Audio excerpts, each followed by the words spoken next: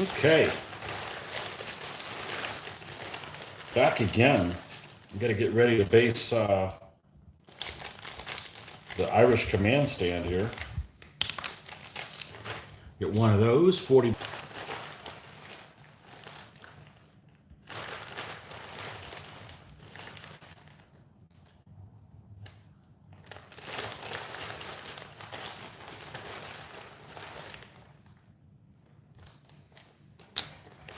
And a magnet.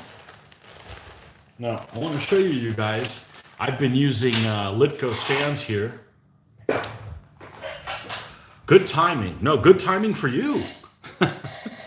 Perfect. You didn't miss a thing, except a wonderful breakfast, or lunch, or brunch, or something.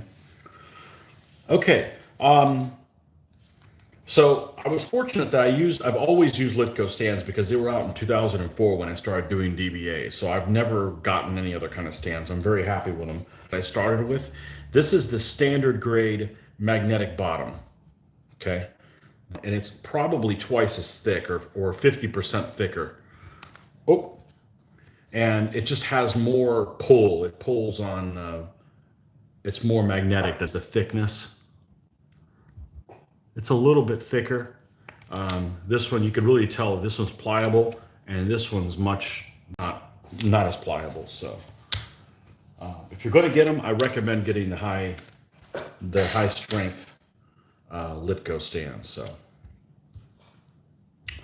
we're going to go ahead and do basing so that with any go to bed, I should be able to paint the stand.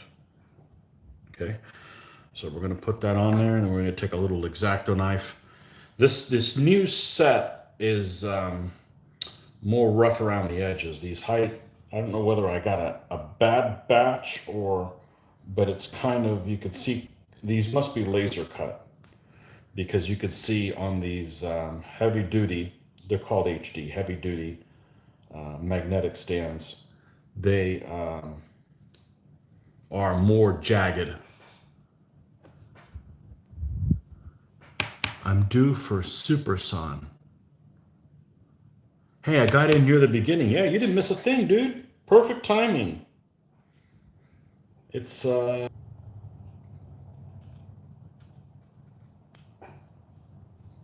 got any moose on your mountain? I know they got them up in Park City. I don't know if they go down and they stay up at that altitude. Got to see some while we were up there. Once we realized what color they were. They're really dark colored. I guess it could vary in color, but the ones that we saw ended up being really dark in color. Up on the lifts.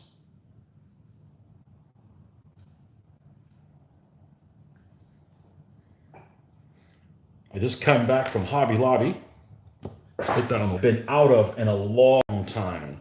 One of them is leather brown, and the other one is flat earth. So actually what I'm going to do now is I'm going to take those two colors and we're going to get rid of them. We're going to get rid of the old leather brown. Look at this thing. I bet if you squeeze this thing, it's 147. 147 leather brown. We're going to get rid of that. It's mostly water and almost empty. So, and the flat earth is in the same boat. I believe it's this one. That's incorrect. This is mahogany brown. They don't have a huge selection of colors in their rack, but you know, it's time to replace some of these colors that I've had. And now, no. Cam medium brown. This is another one I got to replace too. That one's about dead. I used them a lot. It's not like they dried out on me, so. This is flat brown. We'll put it up here. We'll find it later. All right, perfect.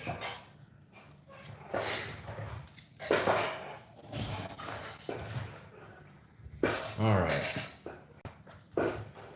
Now, as promised, these guys are totally dry. And the pink looks better. We won't know until we put them on the stand with the flag and all that stuff, with doggo and everything. All right. So as promised, what we're going to do is we're going to take that the brown color, which I use for the base. That is the chocolate brown. Chocolate brown, damn it. Nope, not war painter. Nope. No. What do? Hide it from myself?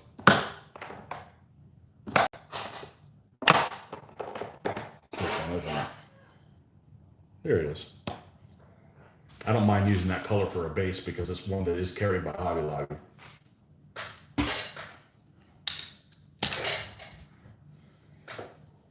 Already got a thumbs up? Man, I haven't even done anything. You guys are easy to please. Okay. Let's, and the reason I'm doing this step right here is because it's going to be difficult to reach some of these spots when I go to the next phase. Okay. All right.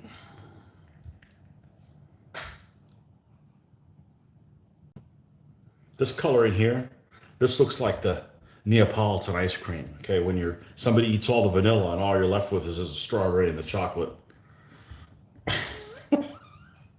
I don't like chocolate ice cream, so I eat the hell out of ice cream if it's around. But if it's chocolate ice cream, I won't even touch it.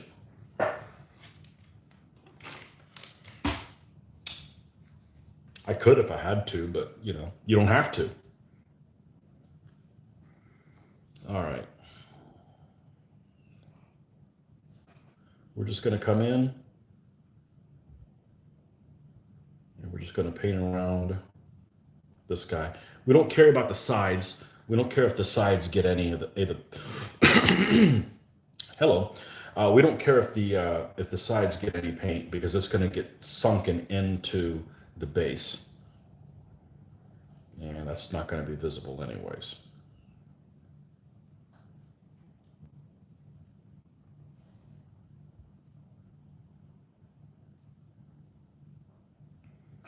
Yeah, we're going to have one of these weekends that we like to call enjoying the mortgage.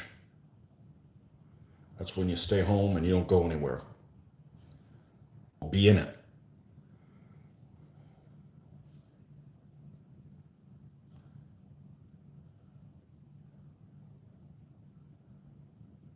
Okay. Let's get the general here. Chieftain.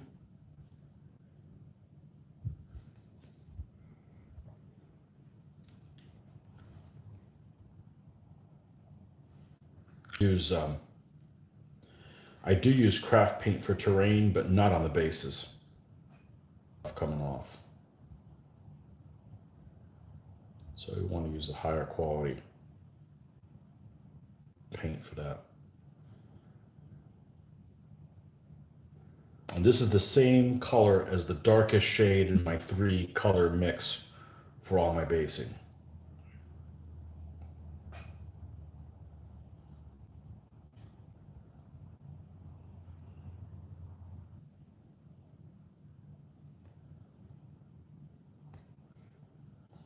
His helmet actually got kind of dull. I think I didn't brighten it up, but I can easily just come in, paint the spots that I want brighter, and then just brush on some more dull coat on top of it. So that's not an issue if we like them. Probably will. I don't remember the last time I put a figure together and didn't like how it turned out, so.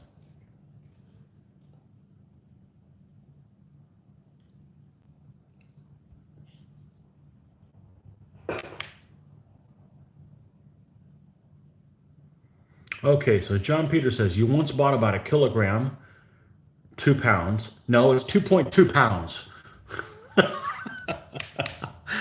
Worth of magnetic signs for metal shelving for €1. Probably no one knew what it was. I have been gluing these onto the bottom of my stand for the last 2 years. There you go. Skylab says, no moose in my neighborhood, but yes, we've had deer and cougars. Ooh, I do not want to have cougars. No, no cougars, please. Fine, once they are placed on a metal sheet, they gain in magnetic strength. Your streams really freeze up today. I need to I need to restart your stream every couple of minutes and usually have to suffer through an ad before we can watch again. I'd be enjoying the mortgage now, but I don't have one. That's good too. There you go. So you own your home instead of rent to own from the bank. Well, you still have to pay taxes, so you don't really own that.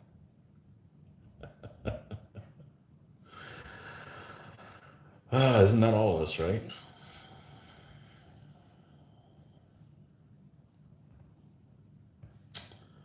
Let's see. Almost done with him. This guy's got these guys got his front legs almost to be up in the air if they weren't attached to the base here for stability. They got to gallop.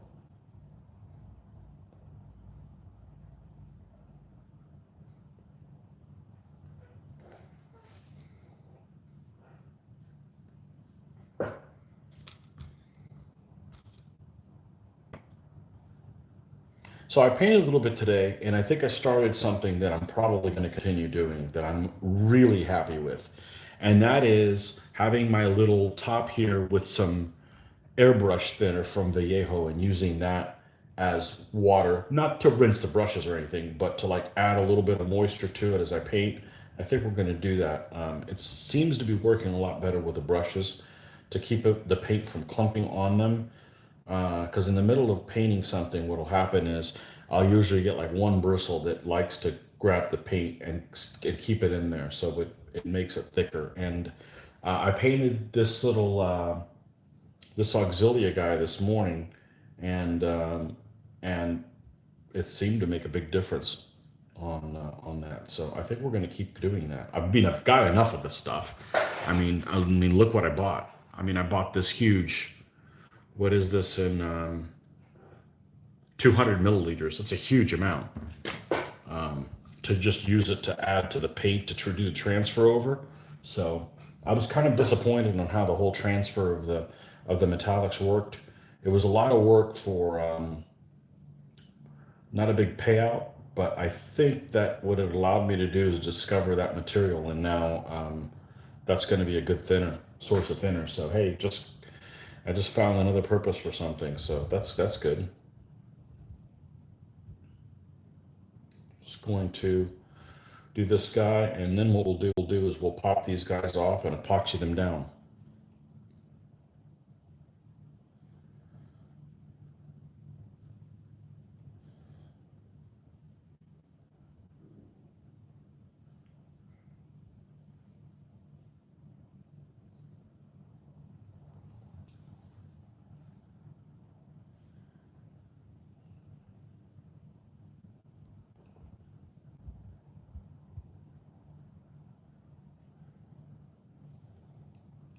I don't know how people would do, but having to go somewhere, like if you're in some common area in your house and you have to share it with other activities, and then you have to pack it away in between projects, you wouldn't get anything done. You know, if it takes you 10 or 15 minutes each time you want to sit down and paint or work on something to bring all the things out, that would be annoying. Out, let's get rid of, let me put my glasses so I can find myself. Okay, put this away.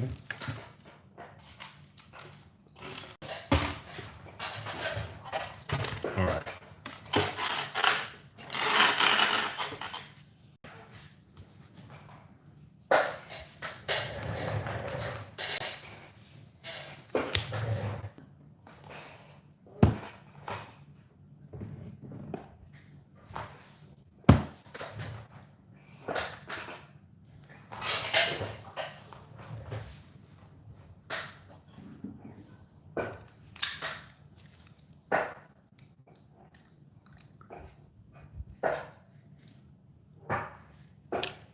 Man, this chair is getting loud. Gripey, gripey, gripey. All right, let's pop these guys off.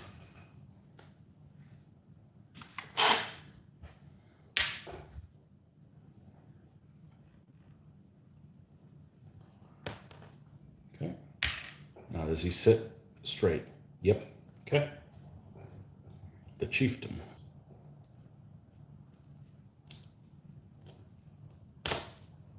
Okay.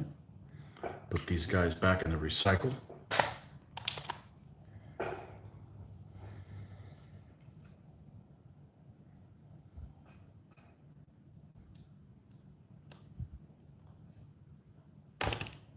Okay. And he sit upright. He does. Okay, cool. Now let's figure out how we're going to assemble these guys. So this guy's got the banner on the right hand. So that means he needs to be on this side. Because I don't want the banner riding towards the outside of the stand. It just makes it easier to have it towards the front and have it closer to the guy that's the commander. So I'm going to put these guys next to each other. Like, I like that better than the dog in the middle. Because then it's like, okay, well, it's the dog's banner and this guy just happens to be some guy that likes to ride with him because he's got a pink cloak. So we're going to do something like this. Something like that.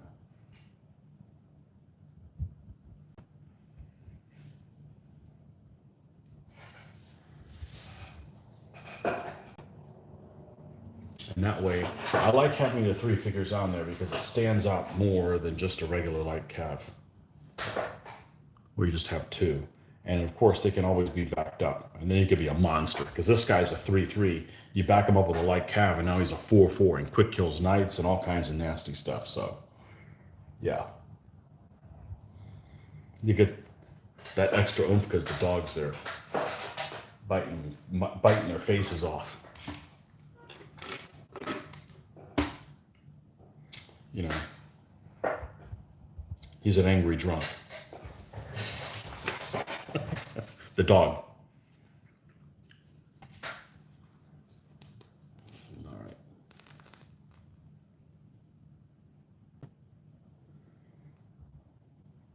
We don't need very much. We only need to glue 3 stands.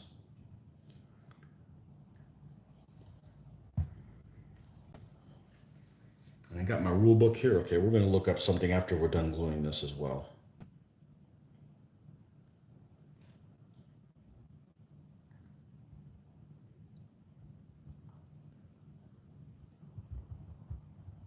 You don't have to be that precise with the quantities. I think that that's kind of close. I think maybe if you have the 70-30 mix, you might start getting a weird gluing issues. But I mean, even 60-40, it's going to set. Still try to get it as close as I can, but all right. And I like to go ahead and put them on the stand just like this, so I can pick one guy off and put him back down. Now, put him towards the, move this towards the middle like that. All right. So we're going to grab this guy.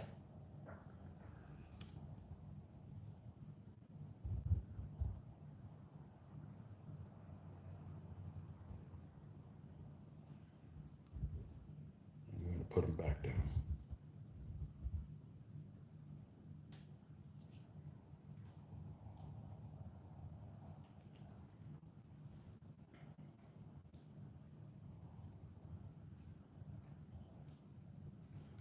And then the doggo.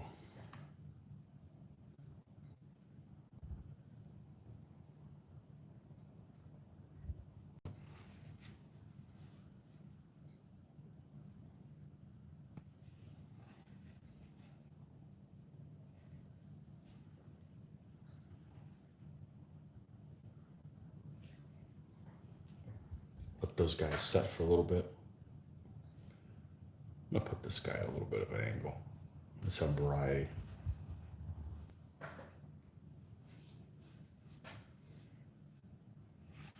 Okay, we'll let that sit and move these guys out of here, put them in the glue corner.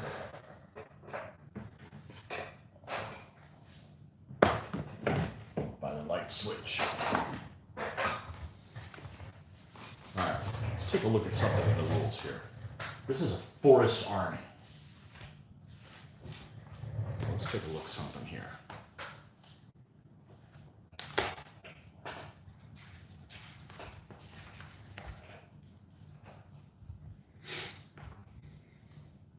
forest. Mandatory is 1 to 2 woods. River, marsh, gentle hills, extra woods. So it could be a third woods and a BUA.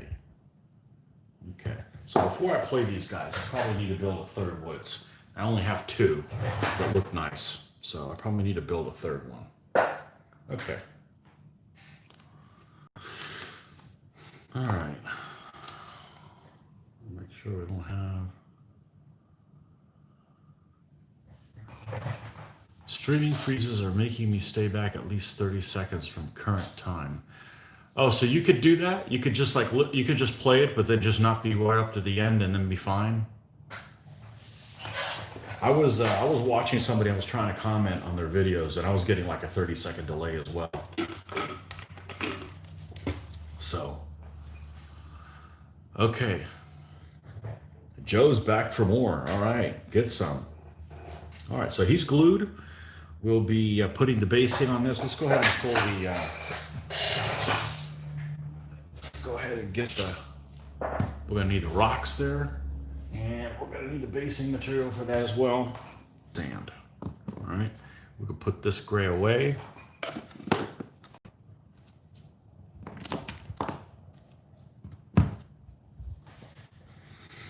Okay, now...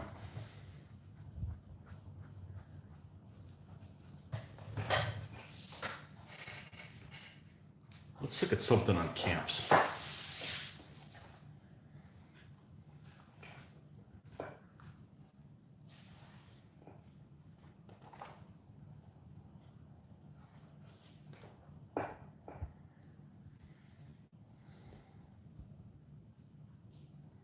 Going to be at the rear edge of the size deployment area.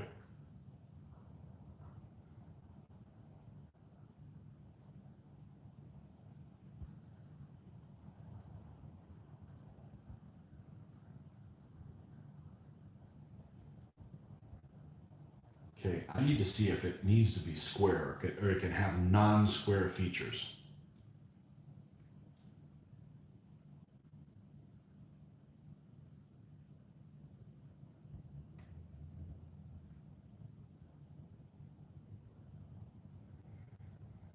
BUA and plow can have straight edges. Otherwise, all features must be of a natural shape with curved edges.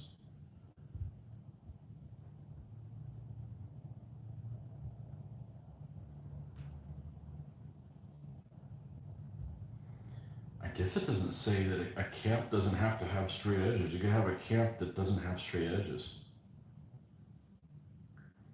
Logistical part to, means optional. Camp must be one base by half a base width and fit into a rectangle, the length plus width of which totals more than 4 base width. Less based on an edifice, a camp is depicted as an open space surrounded by an outer perimeter of simple earthwork or palisade layered wagons, a brush boma, a group of medieval tents interlaced with guy ropes, yurts, or tethered ponies, kneeling camels, or anything else appropriate to the army. It says nothing that round. I mean, I'm not going to make it round. And what I'm saying is I want to put this on a little base, a little bigger than this, but I don't want it to be a square base because I want to be able to use this as a an edifice as well. So, yeah. Let's see what we got for. Let's see what we got for basing here. That way we can have double duty. And then we can always make thing like this, okay? This is a key card from the Dolphin Hotel. Sorry guys, you guys didn't get your key card back. Sucks to be you, you know? And I can put it on here. This thing's relatively sturdy. It might crack too much actually. But I'd cut this down to size maybe like so, rough it up a little bit, and then put some of this basing material on with it. I mean, if I'm going to do the basing, I might as well knock out this other stuff as well. So that's an option. I can also use that for fields. Let's see what else we have. Just trying to look for other options that aren't cardboard.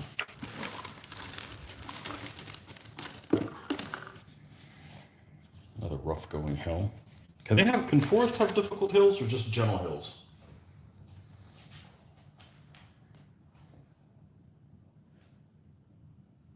Let's see here.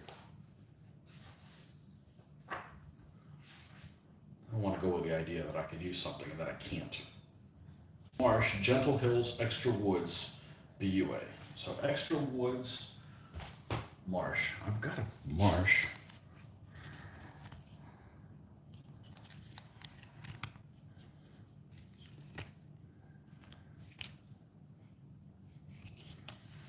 Okay.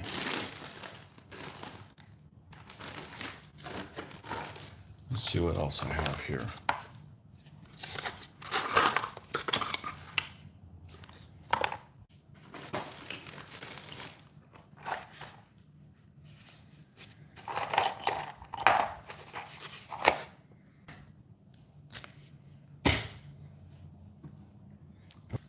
Oh, this is a save the date for Historicon, whatever. Look, this is a magnet. I kept that because we might have other. Okay, we've got some material there we can use for that. That's several of these key cards.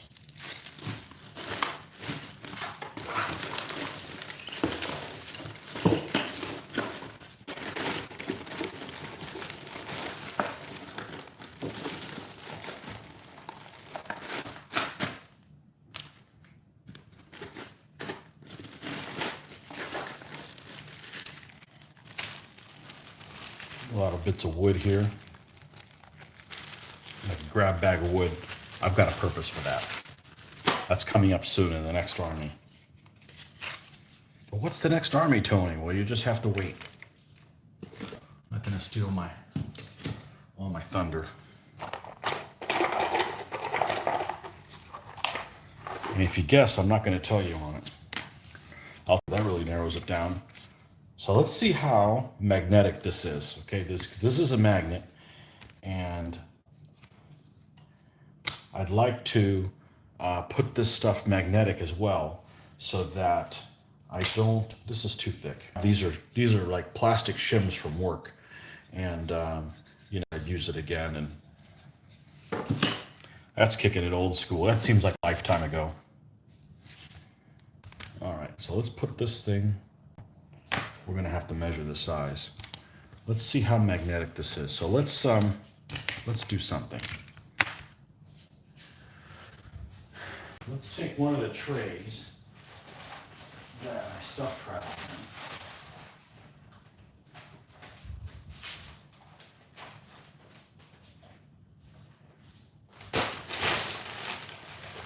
I got more stuff here.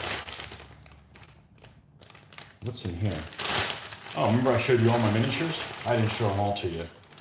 This is stuff from, I think, last Historicon. Yeah, these are some foot knight figures from the flea market. More knights from the flea market. Little hog thing. Little buildings.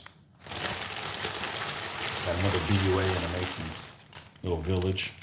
Little huts, dark age huts. Nice. More Byzantine.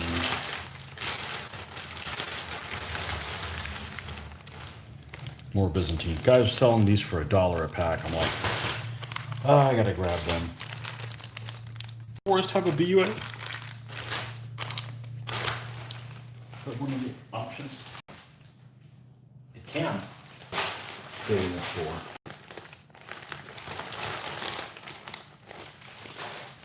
Let's see what's in here.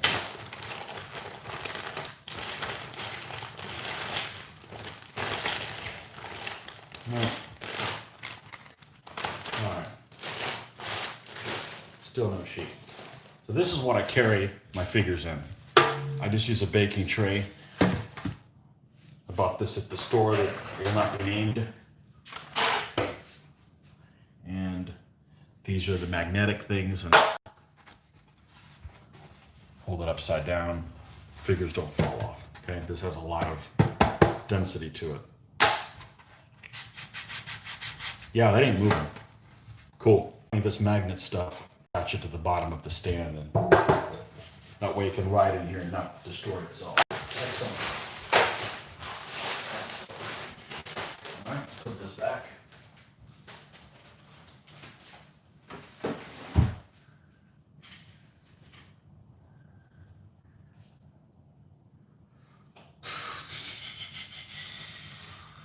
Just when I said there's no more figures, there's more figures.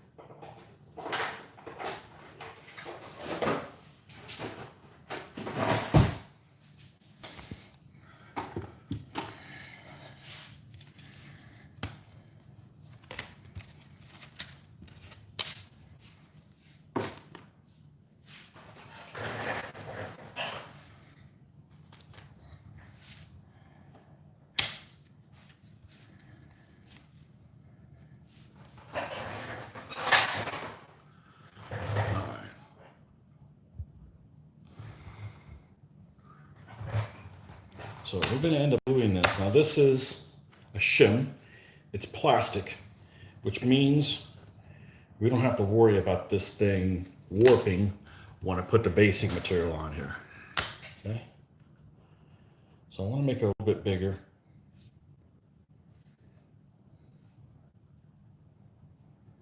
It don't need to be huge. So let's, where's these clippers of unusual size?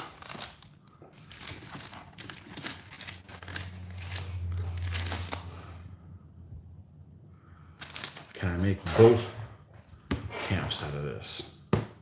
Thank you.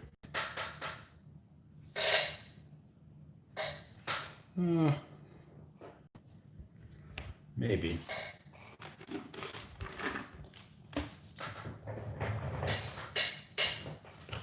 How small can an edifice be?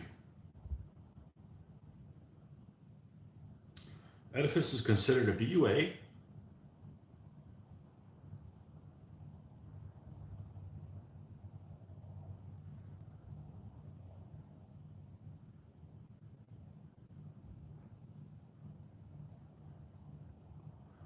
One base width, minimum. This has got to be at least on a 40 by 40.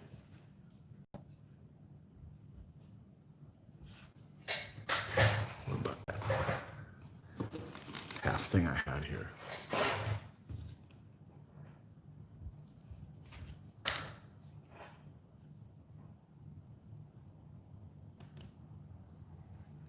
Just take two of these shims this size.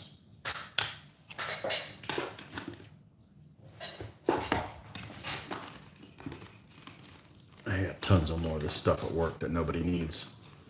I just need to bring more of it at home. Here's the other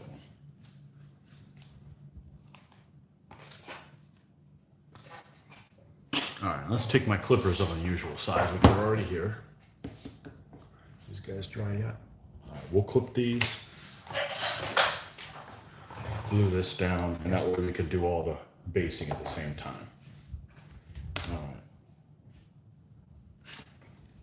right. Let's start by, let's see what kind of a cut we're gonna have with this.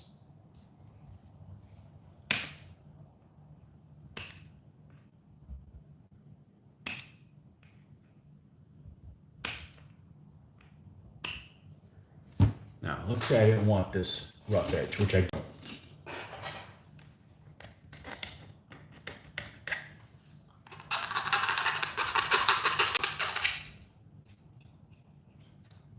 Okay, that's not bad.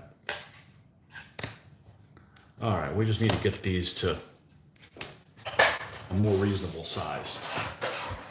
Well, this is the part where you guys get to listen to really annoying mute sounds. How about that?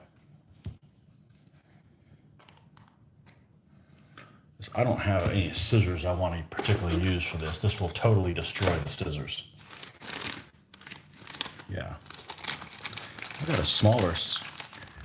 smaller set of clippers here that's probably older than I am. Oh yeah, those are too difficult to use. All right.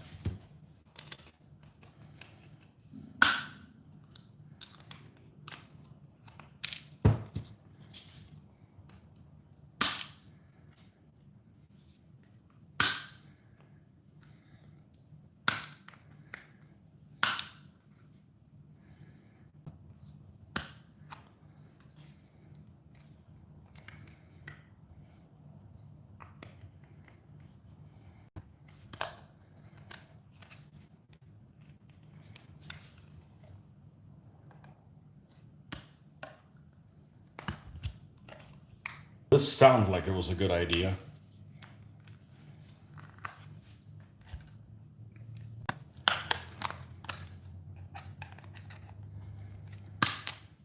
I could use this with a saw or something, but I don't want to take all that stuff out. This is working just fine. Just have to stick with it.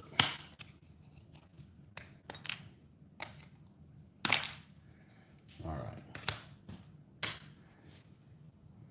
Perfect. Well, not that shape, but we're getting there. This is going to be an edifice here.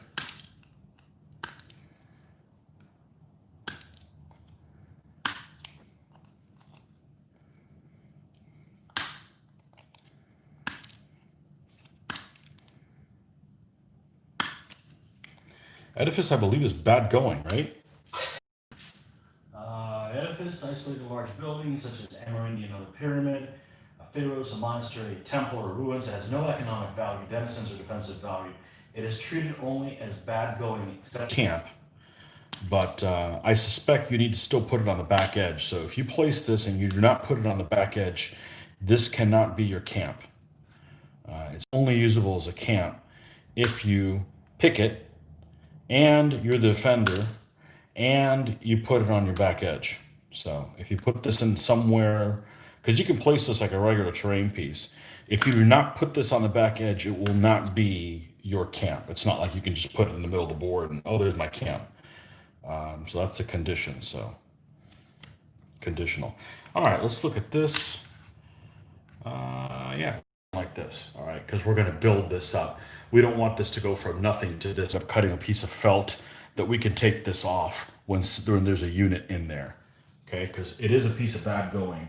So you could have a guy skulking in there and coming out. And we're gonna put some other little rocks in there.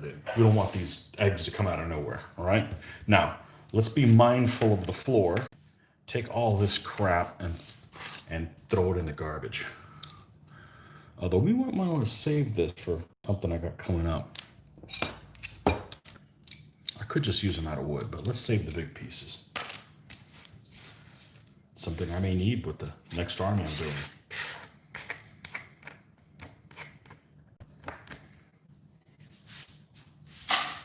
I can promise you, whatever army it is, they will be beautiful. Now, I could almost make the same kind of thing for the camp. Give it a different shape, though. All right.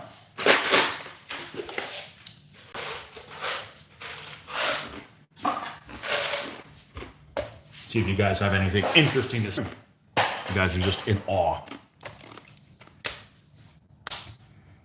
Camp. Now, this is a camp, so we're going to make it a little bit bigger. Now, what's our normal camp size?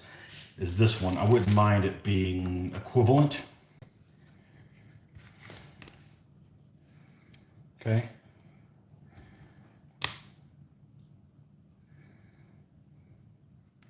All right, so what we're going to do is let's just cut some corners. Now, we're not going to leave it rough. We're going to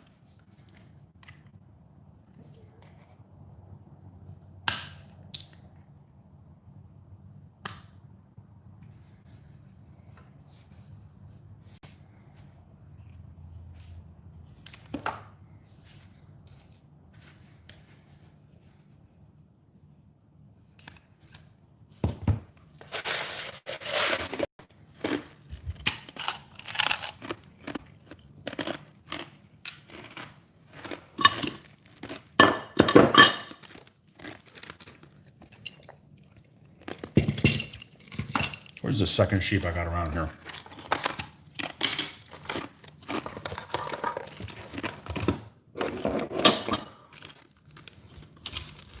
Where the flock is my sheep?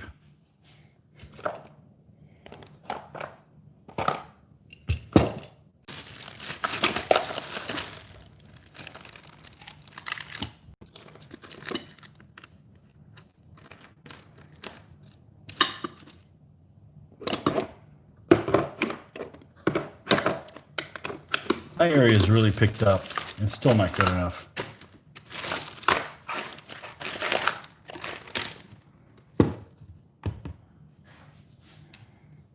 We're going to have to paint him soon.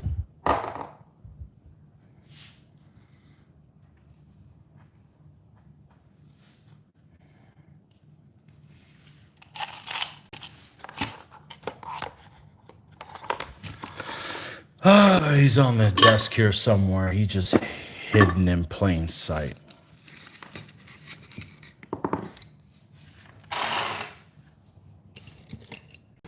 Well, next time we shoot this video, this camera stand won't be in the way. Maybe even later tonight. It's supposed to be in today, so hopefully it's not a POS.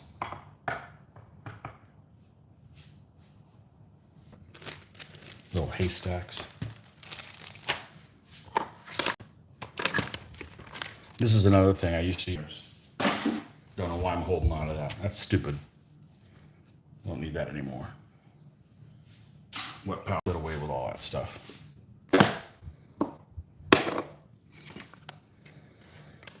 Okay, I will eventually find that other sheep here.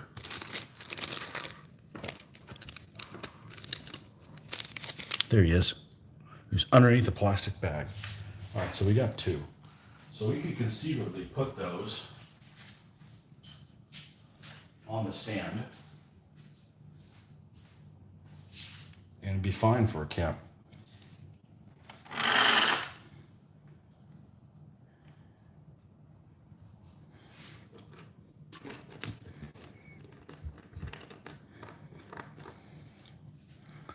Now, let's look at these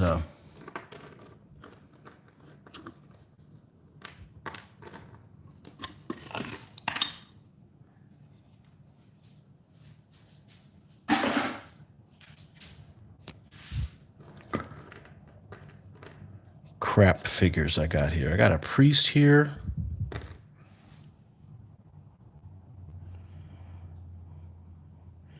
I got a guy, it looks like a horde stand with like a whip. I don't think you need to be beating sheep. Let's get rid of some of these brushes.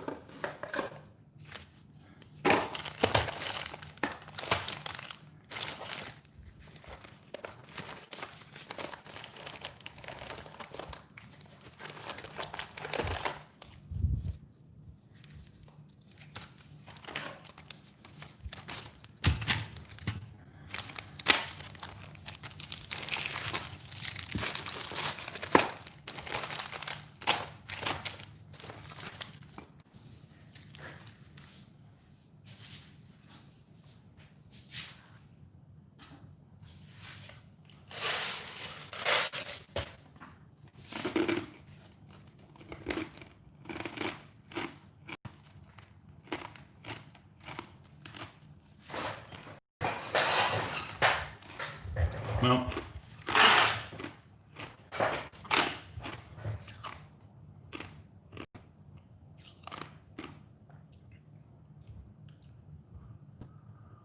I have the same train to Warhammer Fantasy Army. This is a really cool piece.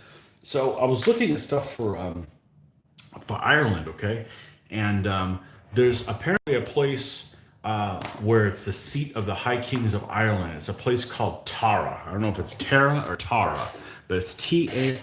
We'll call it Tomb of the Unknown. That's not what it's called, but it has a name that's like that. And it's a burial mound. And if you look at pictures for it, it's like this, except this looks like it's got a stone, almost like where they buried Jesus. But this is, they have like a grating there, like a cast iron grating there where you can visit. It's like a tomb of the unknown or something like that. It's called something different. It's a Tara. And sure enough, it looks just like this. Now, I ended up picking this up when I was building my Scythian army. Okay. But yeah, that's pretty cool. So what we're going to do is, I want the option of being able to use this as a camp and also as a BUA. I don't know what I'm going to do. This is pretty obvious. I'm going to leave this. So let's think about it while we file this joker down. Okay. Where is...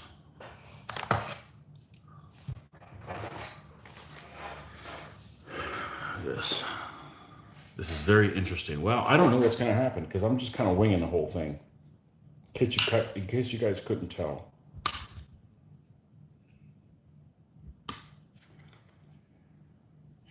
If I was in a rock band, name of it would be Winger. Just winging it.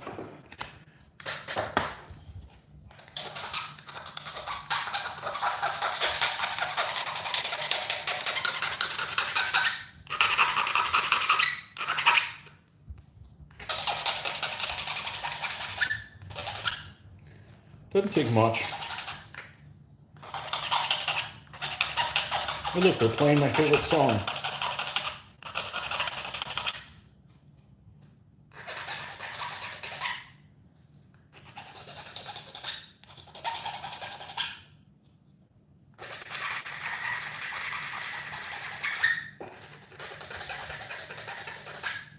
I'll take things I can't do early in the morning when the girls are sleeping.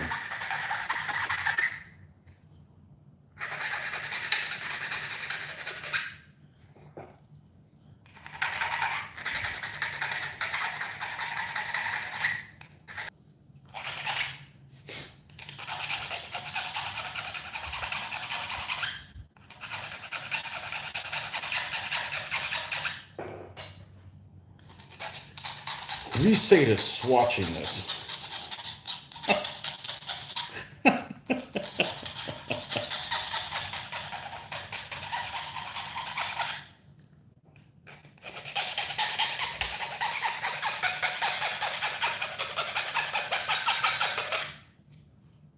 All right, now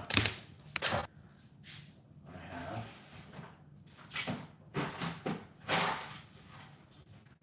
a container here. That's where this stuff is. How about this container? When I went to Sam's Club, I'll show you guys. I ended up picking up some super glue because it was on sale. I haven't even, maybe even more. So this is where I keep my,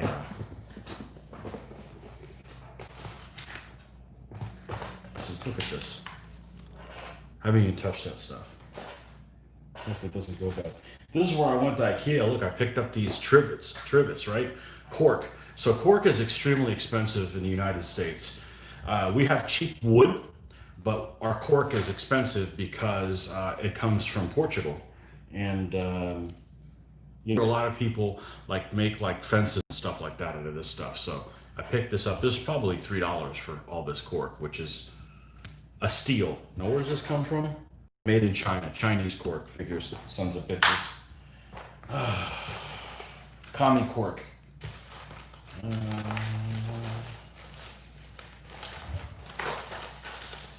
see what we got here. We got some. I'm going in here because I bet we've got some sandpaper here we can use to sand that down a little bit better.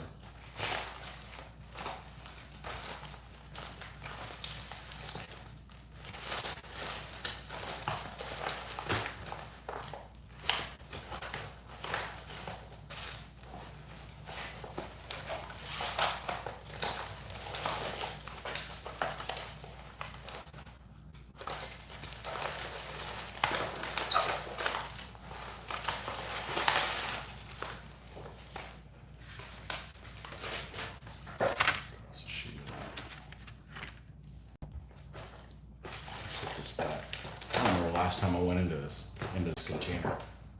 I got sponges. I'd made my own wet palette. And it worked okay. Didn't work as good as that. I'm telling you, you should buy that one. If it, I don't, it shouldn't matter if it's $50.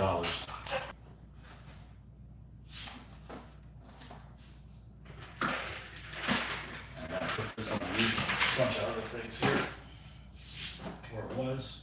I want to take one thing out and put it right back where it was, so we don't have a mess on our hands.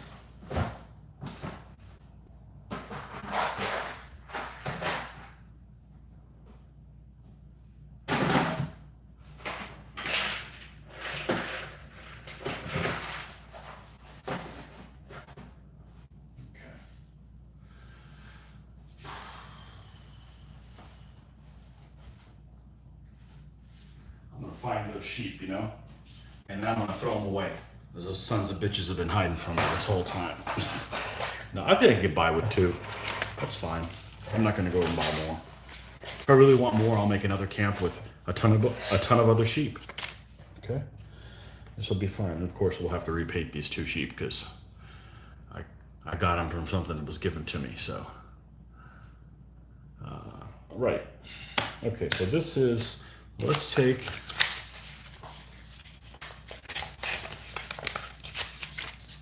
I haven't used this portion here. And this material is great because it's free and it will not warp. And we don't have to put a magnet underneath the whole damn thing. It could just be over, it could be a square. So it doesn't need to follow the circumference or the same shape of this.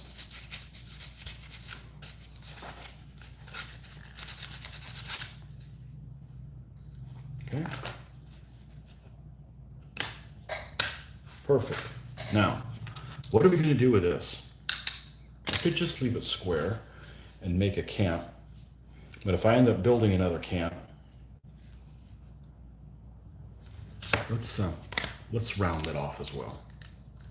And then we can use it as a camp. If we need to, we could use it as a different BUA. We have other options. But if I do it square, and it ends up being a edifice, it's going to look stupid. So, it's going to look stupid to me.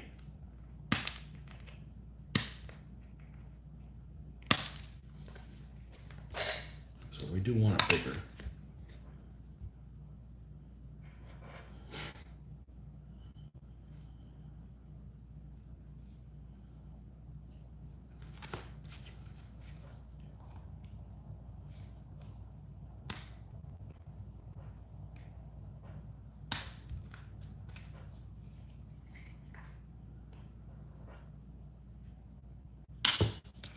Don't want to get the power tools because then they'll melt. And that's the thing about like Dremels and stuff. They just move. They're way too fast for this kind of stuff. And you can buy the slower down things, but I don't remember the last time I've used something like this. So there's no point in throwing money at it when it's not necessary.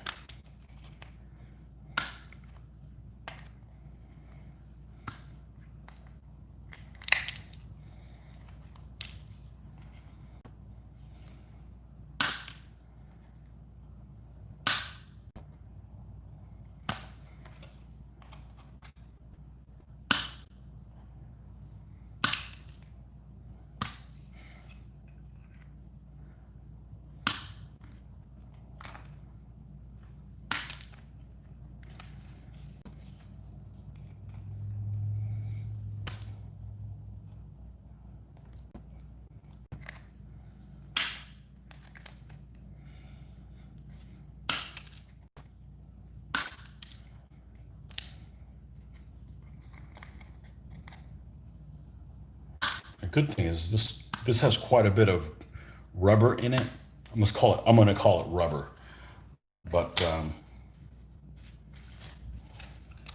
let's round this up a little bit more.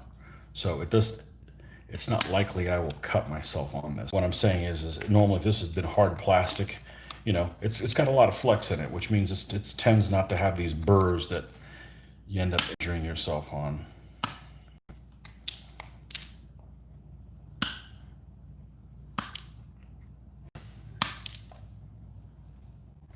Okay, now we're getting into a decent shape now.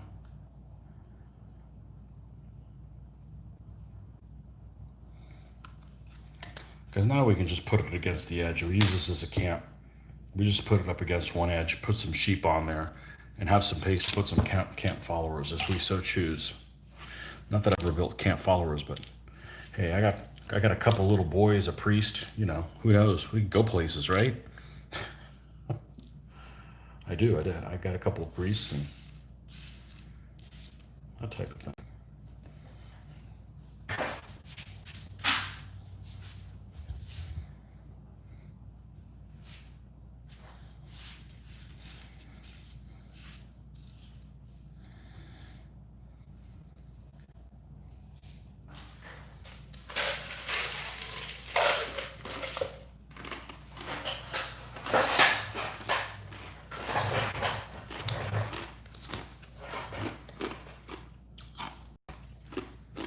All right. I think we're done with this big nasty.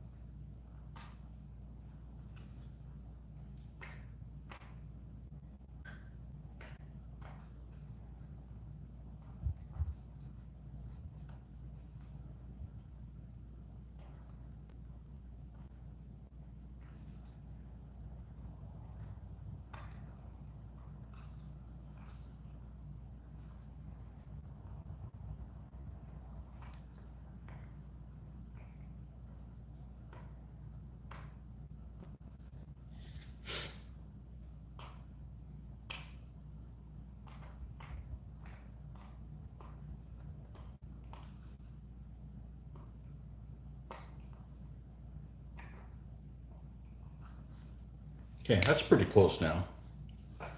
Now we'll go back to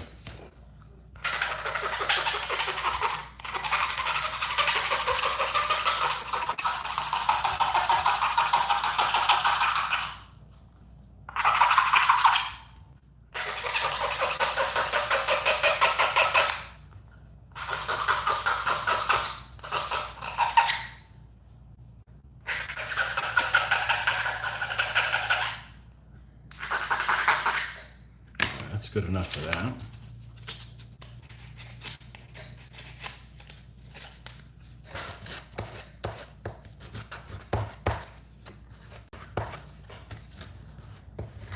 Doesn't have to be perfect, but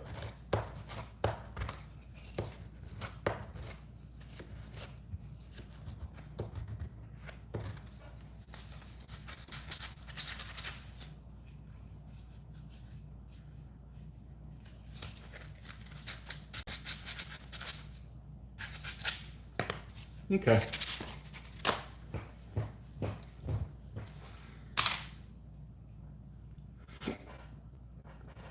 Now, we've got a guy we can glue here, and this that we can glue here. Now, one thing we need to do is let's rough up this surface so when we do epoxy this down, we have somewhere for it to attach to. So we want to use this as the front, as the top.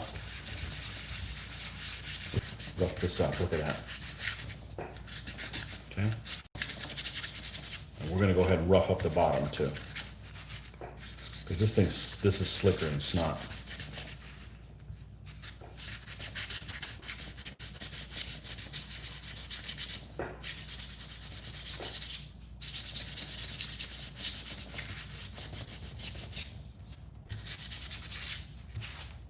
Same thing over here.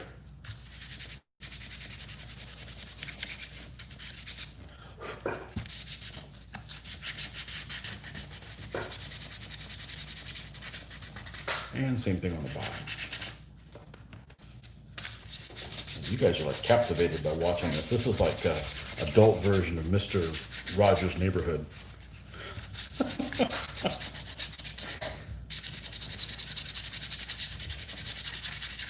I like watching stuff like this too, so. Anyhow. There's a guy who does really good terrain stuff. His name is the Terrain Tutor. And most of you are probably familiar with him on YouTube.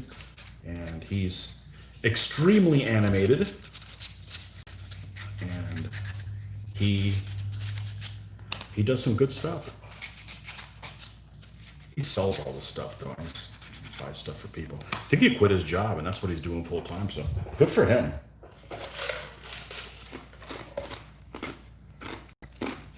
Something like that. Something like this. This is, one of these sides is kind of flat. This one. So we'll use this as the back. So that if we do put it against the edge of the board, we can just put it against the edge of the board like that. Okay. And of course we'll glue it, but the terrain is going to come up to it, kind of thing. All right. We're not here for the arts and crafts, but for the conversation. Cool.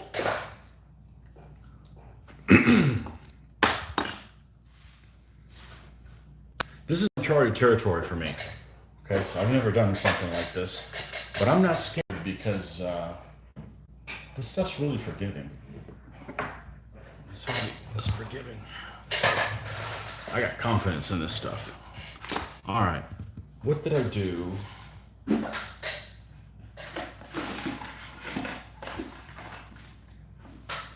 Stuff I was boxing on.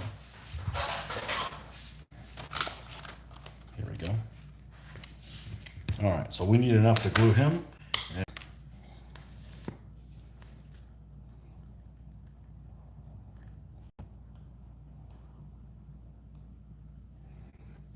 Now, one of the things I learned by watching the Terrain Tutor is he uses PVA a lot. I don't use it at all.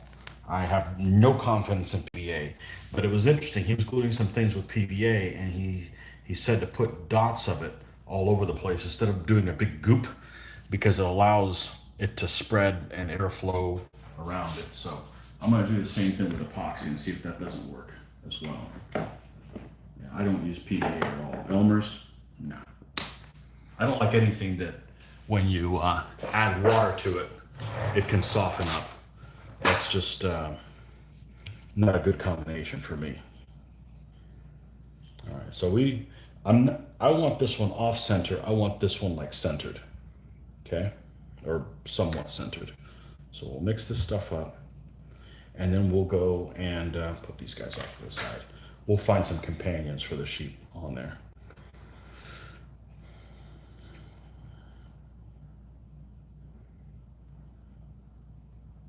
How are we going to do that? I guess I'll paint the sheep when they're on the stick. Yeah, that's fine. It's not like I can't reach them. All right, so we're going to let's get this goop off of here.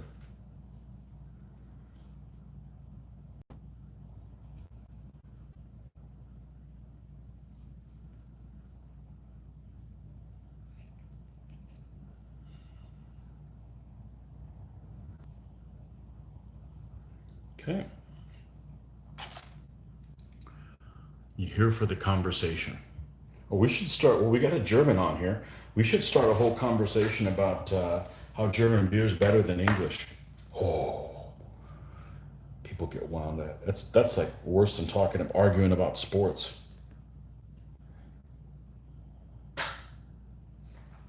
People in England are really defensive about their...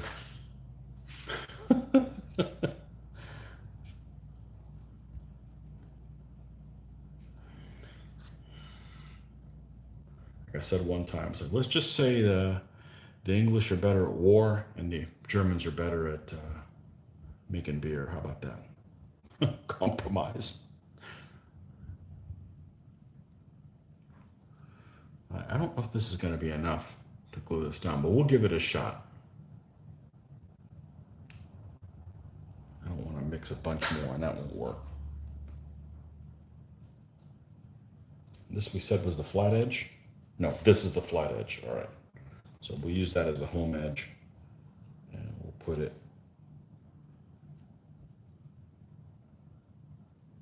the sheep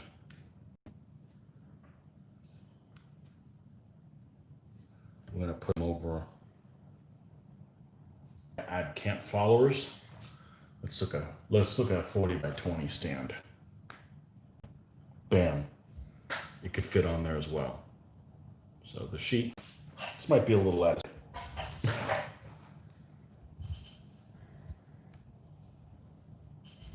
Yeah, we're gonna stick these guys into the mush, okay? Because I'm gonna need to mush this stuff up quite a bit. So this one might take a little while to dry. Anthony Holton, the new Elmer's glue recipe still holds paper and cardboard, but doesn't do well with metal. I had to switch to wood glue. I don't use that either. Is there going to be beer? Yes, but you got to bring it yourself. Oh, you guys want me to have a beer? Nah, we got to get things done. I'll get sleepy. Do I have any? I think I got 2 left. I got Hawaiian beer. Kona. I had one of those mowing the lawn. And so here is my 2 little things here. So we're going to let this dry a little bit. We're going to do the basing on the light horse, and then we'll come back and do the basing on here. Is my pile of rocks around here somewhere? It is. This is my pile of real granite. All right. We no longer need this, so we can take this goop off, which lots of people use this to glue their figures down for temporary basing. I don't have much confidence in that stuff, so I'm going to put these Games Workshop paints from the 1980s. All right. Put these guys off to the side. They'll be right back in a moment. All right. Let's go crack a soda. Be right back.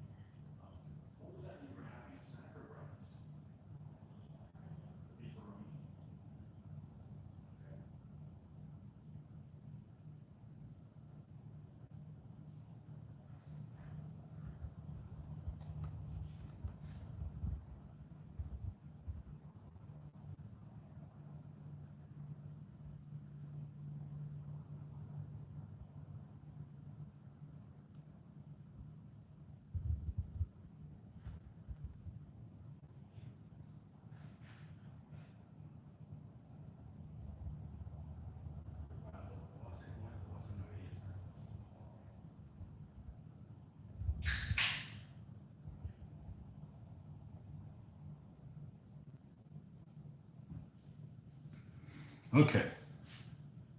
Look, a beer. Coke Zero beer. I drink Coke Zero like Luke drinks regular beer.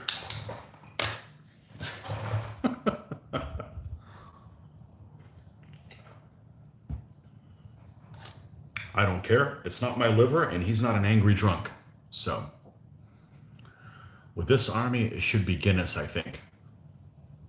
Or Harp. Or Smithwick's. Or Jameson. I got Jameson. We'll celebrate after we're done with this army. I like Jameson. I like everything. Except I don't drink anything without ice in it. I mean, obviously beer doesn't have ice in it, but any kind of alcohol, I don't drink anything neat. Guinness is nice and chewy.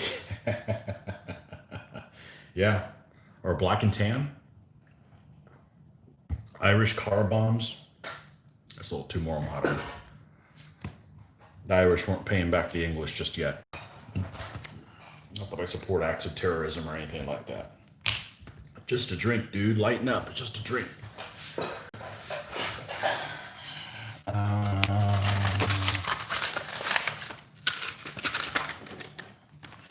Let's see.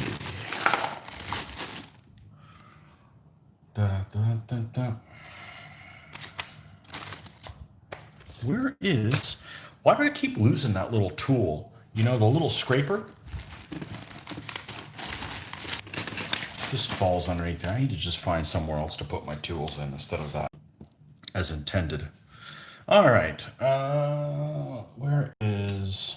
One thing I discovered about these tools I love, if I'm lazy and forget to clean them, it doesn't matter. The stuff comes right off with water, so not an issue.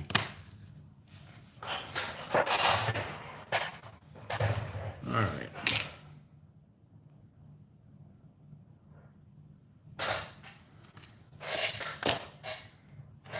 We're going to keep the sheep over here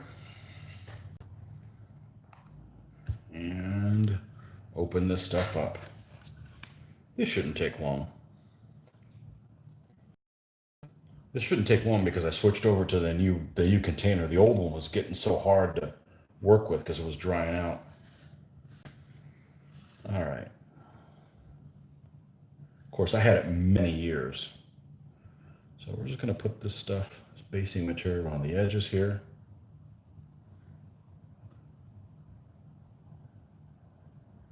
And we're going to put some onto it so that it doesn't look very fake. Get a fake rise out of the underneath the stand. Get underneath Doggo's legs with the small end. I picked these up at the same show that I ended up picking up the wet palette, which I believe was April of 2019, I believe is where I picked it up. So I haven't had the wet palette that long, but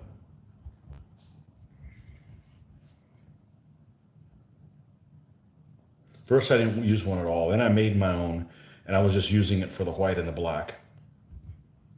You know, because if you've watched my painting, you should know that I use a lot of white and black, especially the black, because it's in all my colors. So I was going through a lot of black. It was drying out on me using it on one of those, on a shim, which is what these things are, except a thicker shim. What do we got here? You're eating ice cream and brownies for lunch because no one else is home and I can. Excellent. Freedom wins. When in doubt, always vote for freedom.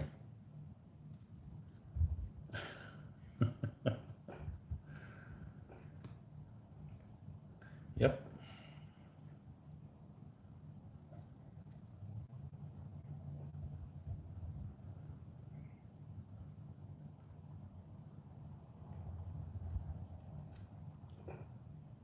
You can have whatever you damn well please for lunch, as long as you're not taking somebody else's food. You don't mess with another man's food. If you made your own food, you can have whatever the hell you damn well please. At least in this country, at least you used to be able to. I don't know what the rules are now. Hard to say anymore. All right. Let's get a source this.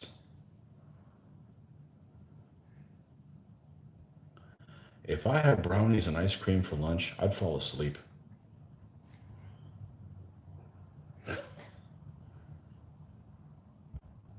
Sugar makes me angry. You know, some people are angry drunks. I get angry when I have sugar. I don't get angry at all when I drink. People would like me more if I drank more. I get angry when I have sugar. Well, I never have it. And the thing is that I have sugar and I want more sugar. It's like waking up a monster.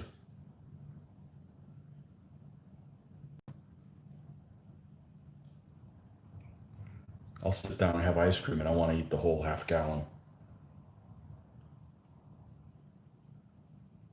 Brownies, as long as they have nuts. If they don't have nuts, they're not worth eating. In my opinion.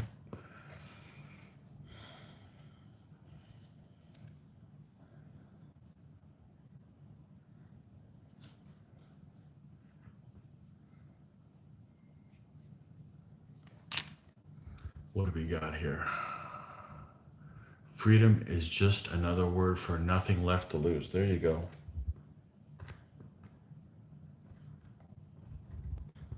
Okay, Janice.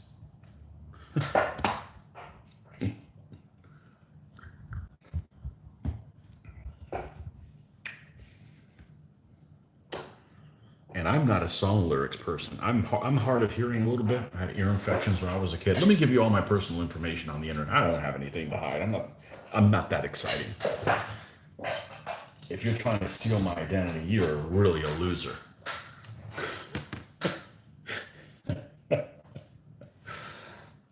I don't listen to song lyrics because I have a hard time understanding things. I also listen to what I hear. I'll like repeat back what I hear the song lyrics to be, and they're totally wrong. But they're always more inappropriate and funnier. But I had ear infections when I was a kid, and I've lost highs. I don't hear highs. If anybody comes by doing the boom boom music, yeah, I hear all that, but I don't hear misunderstand lyrics all the time. So I make no attempt to listen to lyrics at all, especially when sometimes they're hard for me to understand. So, but I know that one. But you're dating yourself, John Peter. But then I do all the time. I did some lawn mowing and yesterday, and I really didn't feel like doing it. And normally I listen to books on tape. I'm listening to one on Dracula right now. That's kind of historical fiction. Doesn't get into the vampire stuff, but it's the back and forth conversations and stuff that he's having. And I decided, yeah, I need something a little bit more motivating to listen to than that. So I listened to my '80s playlist, which did the job. So I guess my '80s is your '60s there, which seems about right.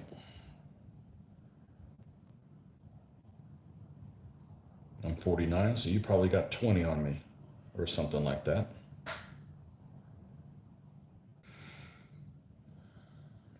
Now, I think I need to thicken this up a little bit because I have a feeling this is going to recede like a mo. Which the problem with it is these stands are very thick. The base is like it's mounds underneath the figures and only the figures. So let's bring this around here to this side.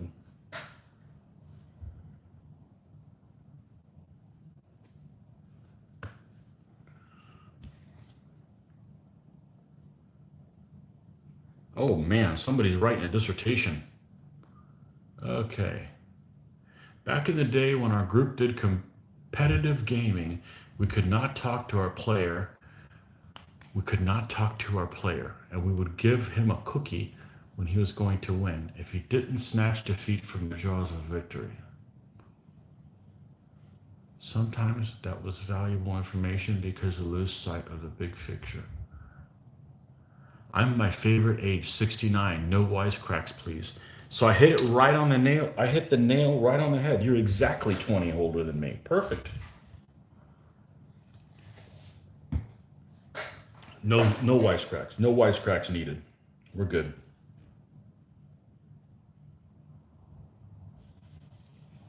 Yeah. So my 1980s is your 1960s.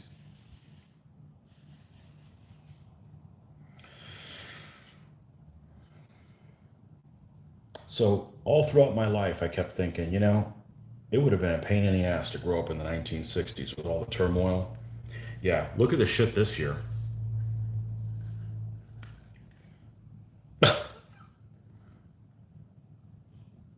Look at the shit this year. So you've seen both. So what do you think is worse? Well, you didn't grow up in the 1960s in the United States. It was different in another country, but still, what do you think is worse? The turmoil from the 1960s or the stuff we've had today? Let me know. I'm sure you have an opinion on it.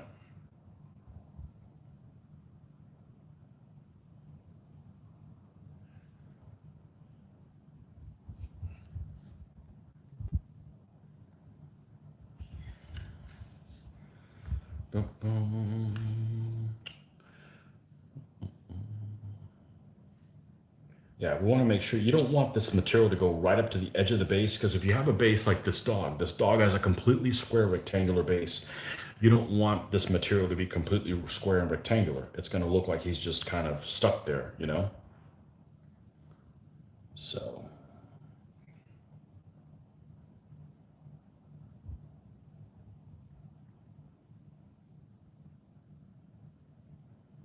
okay. Here, this is kind of going all the way to the edge. What we'll do is when we go to put grass, we'll put it, cover this so it doesn't look so weird, and it'll all blend.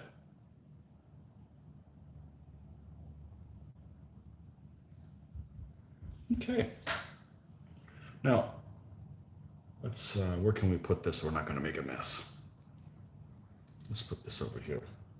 Let's bring this to the edge, and we'll just wipe our finger around the edge to make sure that there's no pieces that are protruding the stand. So if we put another stand next to it, they can fit flush against each other and not have an annoying piece of grit that keeps them from being able to touch. Okay. All right. These guys are done. The command stand. Now this will have, oh, some, we need some rocks.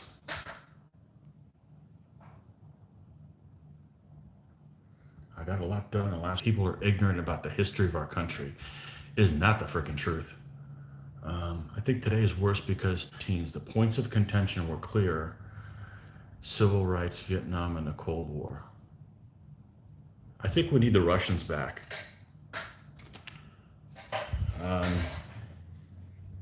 Things were a lot simpler back then. We don't, but you know, I don't know. Hindsight's 2020. I think the problem now is a lot of people have a voice that don't deserve one. And I don't mean that ugly. I'm just saying, if all you want to do is cause trouble and spread things that you know aren't true, then you don't, I don't want to get into politics, but I'm just saying, you know, if you're spreading lies, and I don't care whether they agree with the viewpoint that you personally care for, there's still lies. And there's just too much of that going on. I just tune all of it out. I don't listen to any of it. I'm just like, I'm not falling for it. And I mean in particular this year, there's just so much misinformation. They just get to the point where I just don't trust anybody.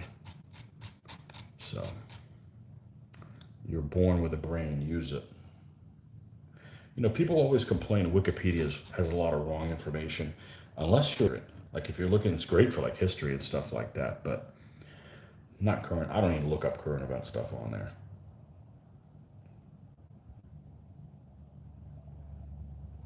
I think the 24-hour news cycle really is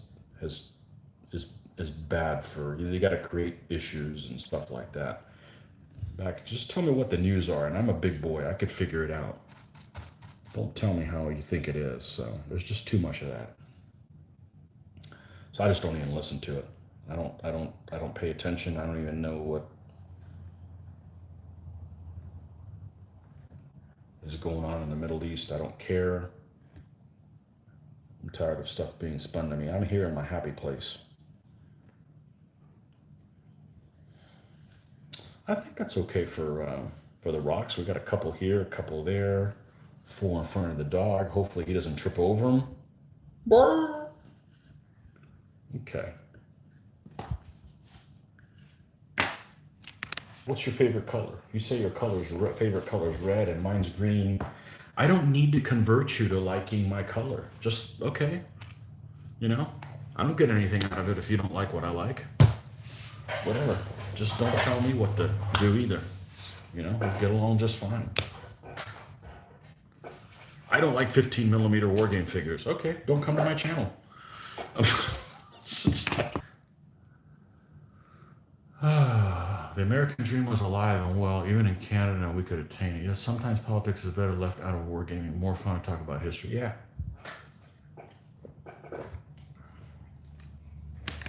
There's lots of people in my wargaming community that are on the opposite end of seeing things from me, and that's fine. We just don't talk about it.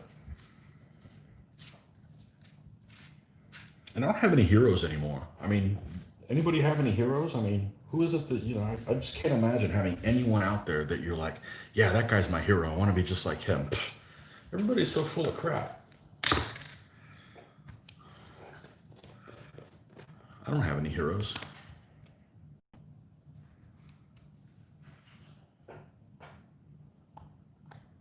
Okay.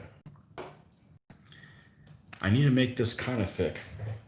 So it builds onto the, it doesn't need to go right up to it. But the problem is it's gonna dry really slow. I know I can probably build it up using other things, but I'm not doing that crap. Okay, if it doesn't work out, then I'll just redo it. It's not that big deal. Now I am gonna make sure. Oh, good. We got some good grippage here. All right. So let's begin. Oh no, I just realized something I could do. Awesome. Let's use the old one I didn't throw away because if it's half-ass dry anyways. It's the same material, it's just older, and I've had it a lot longer. And you'll see what I'm talking about.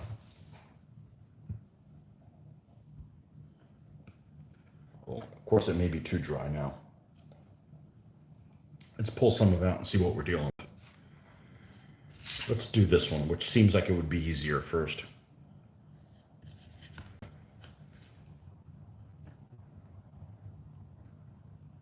No, I think this is the way to do it. We'll do the stuff around the edges with this thick stuff, and then we'll build with the new one. And we'll find a use for this materials. I really didn't want to throw this stuff away. I mean, why throw stuff away you can use? Oh yeah, let's get this out of the way. The other day I was working with this stuff, and unfortunately I had this big bottle right in front of my field of view, so I know you guys come for the conversation or the company or whatever, but you might as well be looking at what I'm working on, not hidden from view. That's not really what the intention is. Oh, that's awesome. Now I don't know if this stuff's gonna crack, but yeah, we'll just burn that bridge when we get there.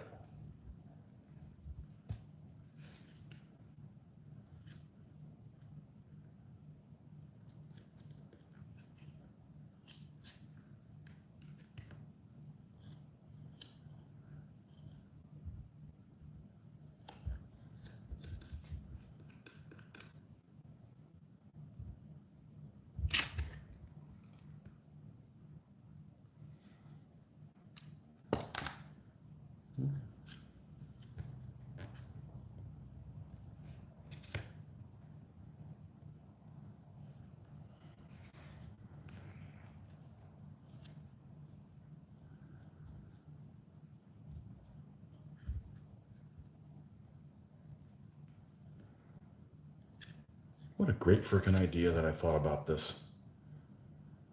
To use this old stuff. Because this is going to dry faster too. Now these will still end up being a mound. I'm not going to build this all the way up to here. That would be extreme.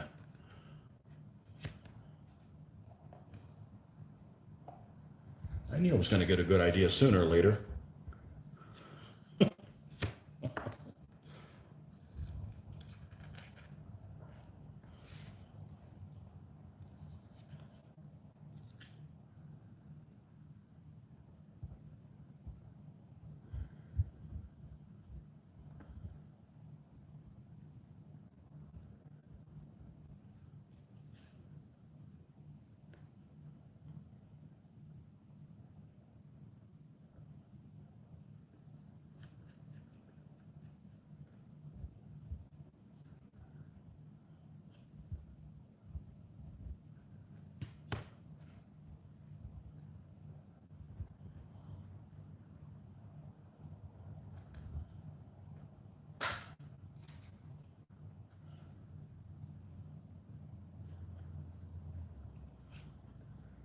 Well, now I found a use for the old basing material. You keep it around till you need to do stuff like this.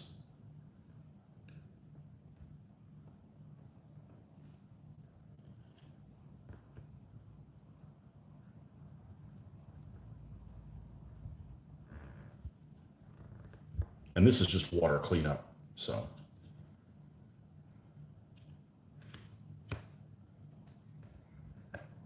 Made in La France too. Yep.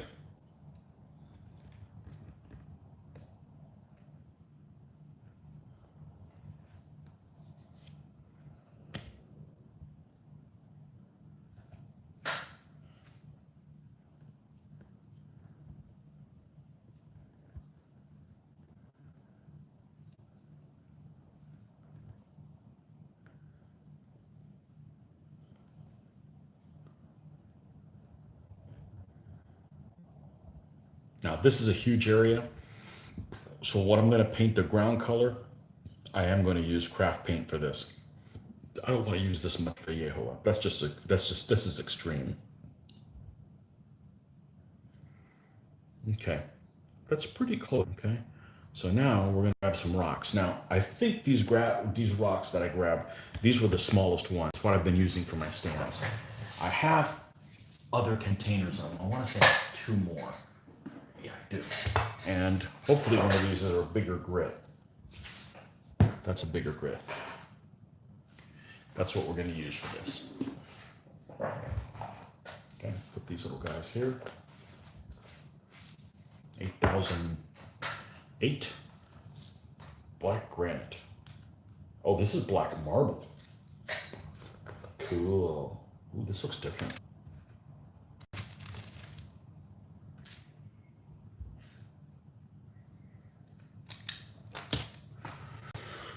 Ooh.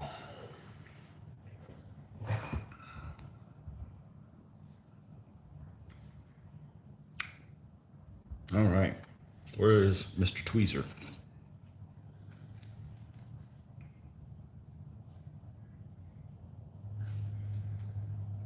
Look at this. This is a big one.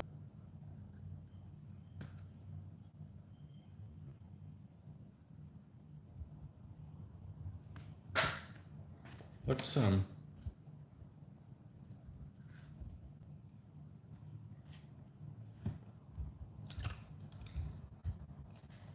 get I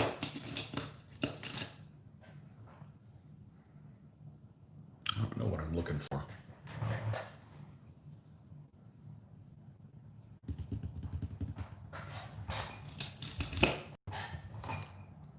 Why do I keep getting this notification? Amazon keeps stopping. It's not on.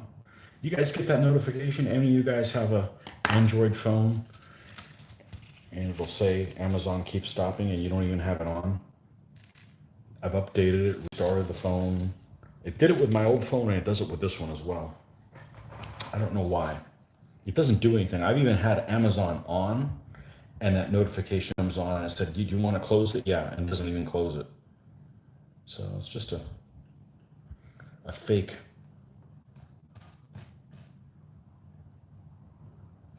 crying wolf thing.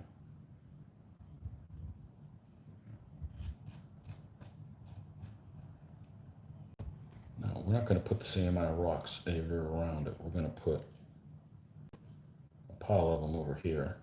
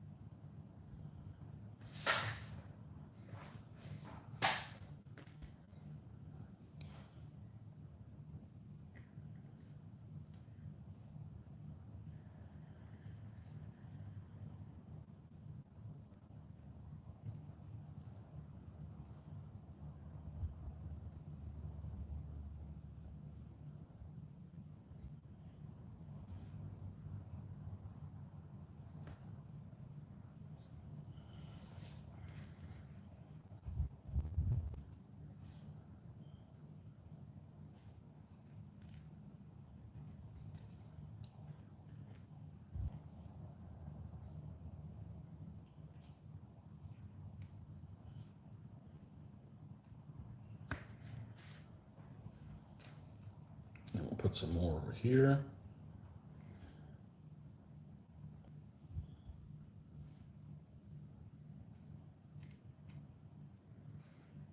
And these hold in place pretty well just by being out there. Now do you have a big one? Here's a big one. Let's put a big one out here.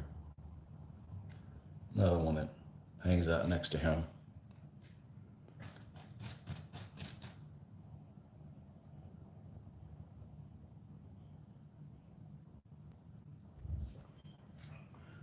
Yeah, hanging out with my rocks, dude.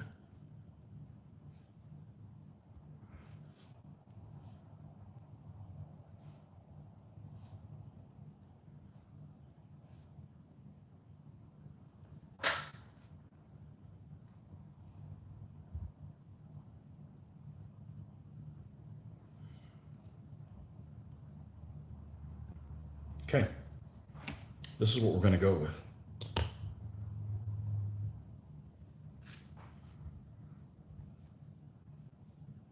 Good. Now, here's the other thing. Where's the camp? Here we go. We're going to use the thick stuff around the edge here, and then we'll go back to the thin one around everywhere else.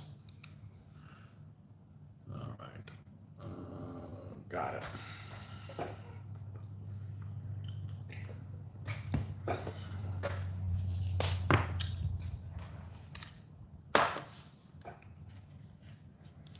Now, let's not forget and we're going to stick these sheep in there. So we'll just have 2 sheep on here. No big deal. I don't want to spend $25, $30 for freaking sheep and have to paint them all. All right.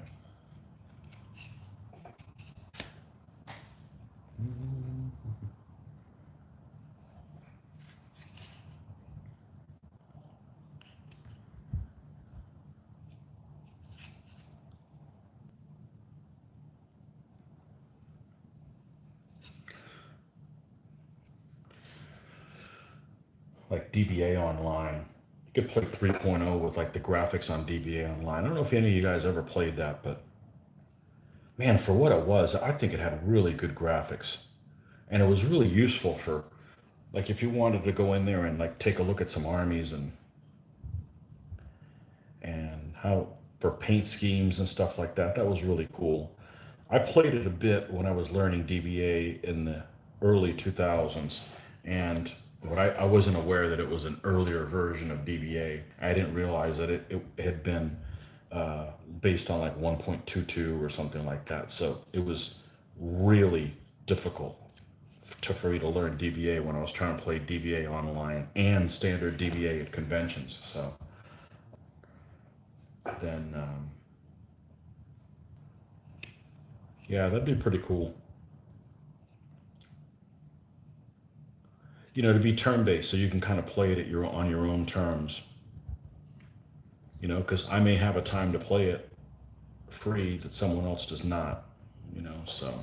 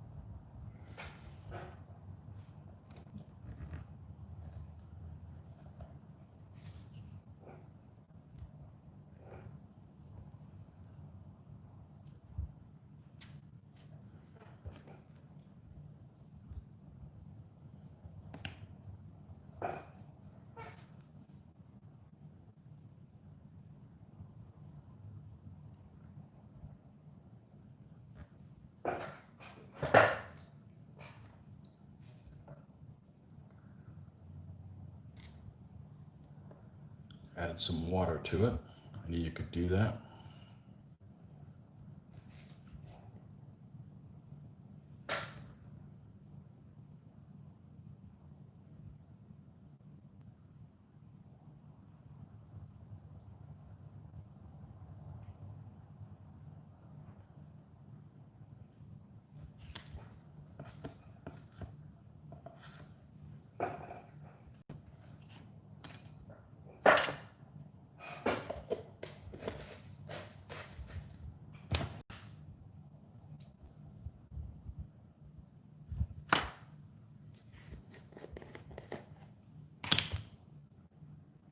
Go to the new stuff.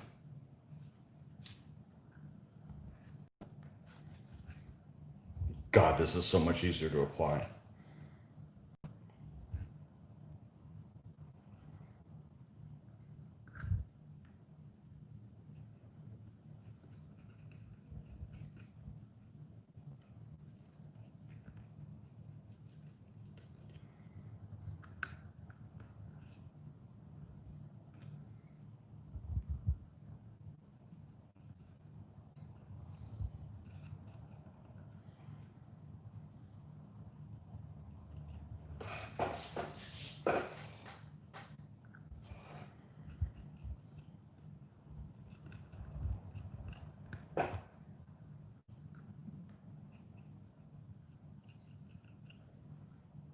Okay, now we gotta stick these sheep in here somewhere. I liked how they look over on this side.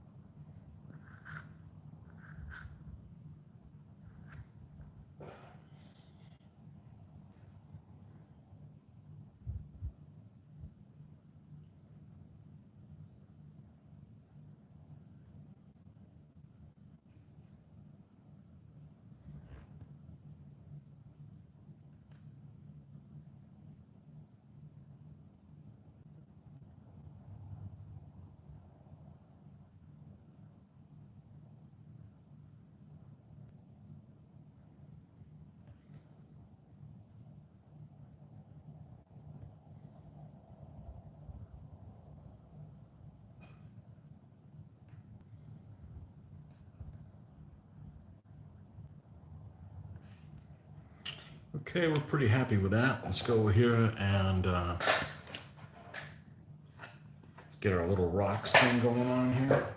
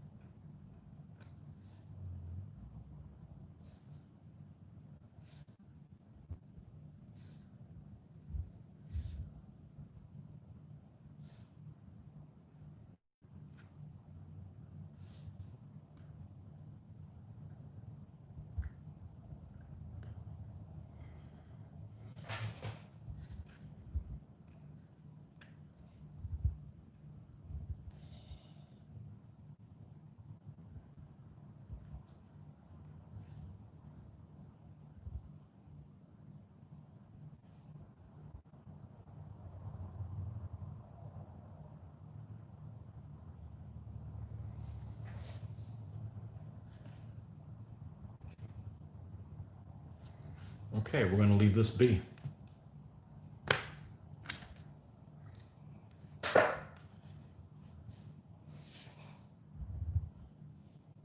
Okay, so we'll close this up.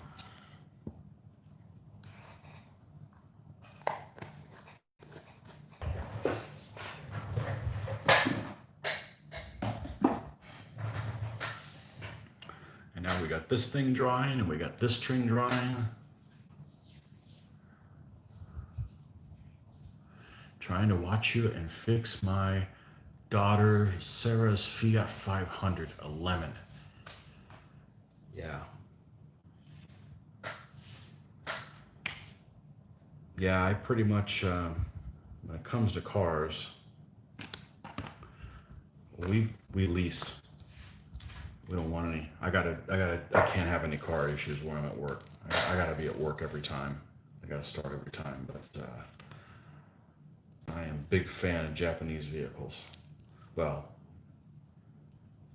they're still made in the US, but it's that quality control.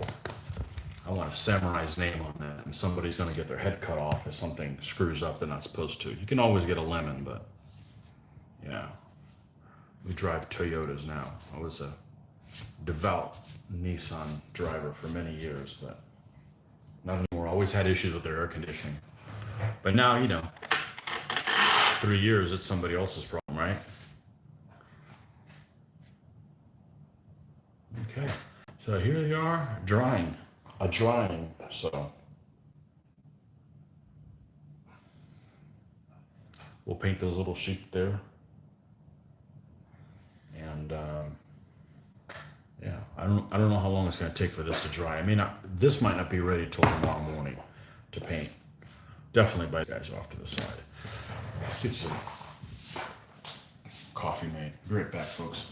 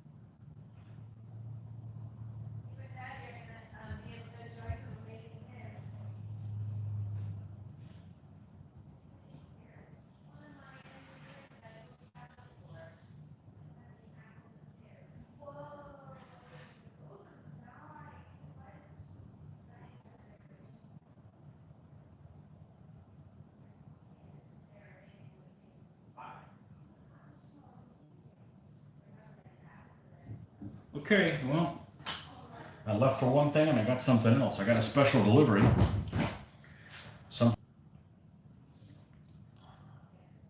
There's 5 people watching. There's more people that showed up when I wasn't on the screen. I guess you don't want to see me. Oh, let's see here. Super late to the show here. No, you're not. What type of DBA terrain will these be? Okay, so this is going to be an edifice, and this is going to be a camp that I can use as an edifice as well. So that's why I made one side kind of flat so it can go up against the edge of the board. But that's what the plan is. These probably won't be able to be painted till tomorrow. So I ordered something a couple days ago from Amazon. It was delivered, of course, not by Amazon, but the U.S. Postal Service, my nemesis. And this is like destroyed box and everything. It's wet, and so hopefully this is okay. And hopefully it's the right item because let's see what we got here. This package is open.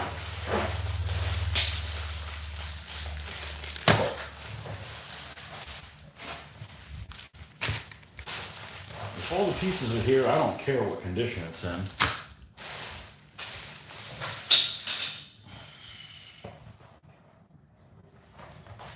It says professional recording stand microphone. Nope, we're not putting a microphone on it. I will not be buying a microphone. I bought one, spent about $60 on one, and it's not compatible with what I currently have. So this is an extendable arm, and hopefully we can attach this at the end of the table and go right over the middle and get a top-down view of the battlefield. This is the part where you guys go, wow! But we still can't do anything about the army of people that show up on our game, so hopefully that'll be... But we're going to test this right now. That's what kind of show this. This was about $25 on Amazon. So now I don't want to screw up my table, so I am going to grab a little piece of felt and put it through there.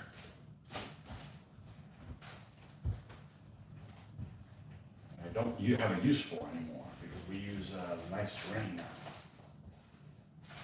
Great, it's all the way to the bottom.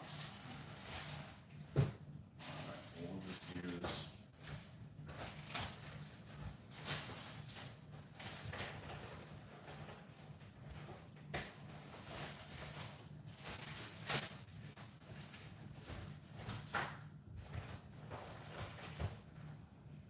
I feel some down here.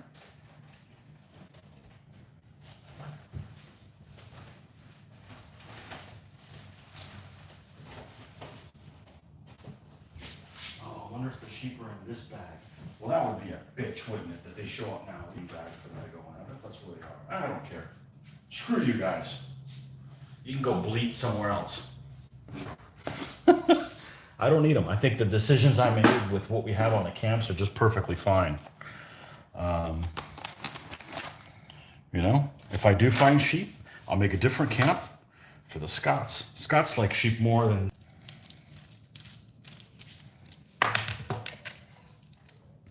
We're going to take a little strip here, fold it over, put it around both sides, and we can attach the mount to the table.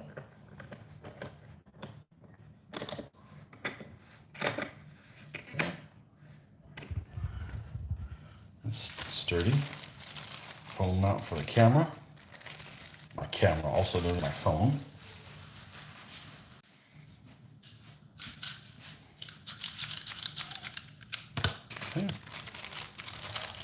This thing's awesome.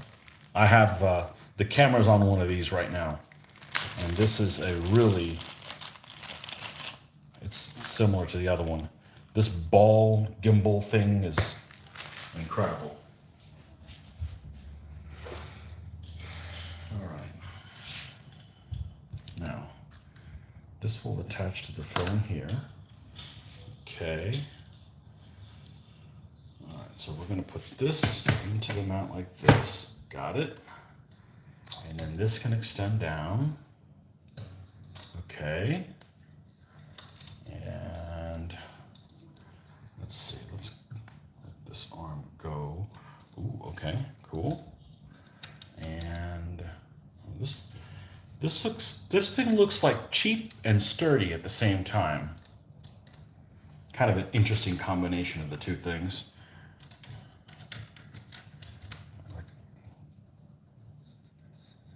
Okay, we can hold this thing into place. Okay, let's tighten this down a little bit more.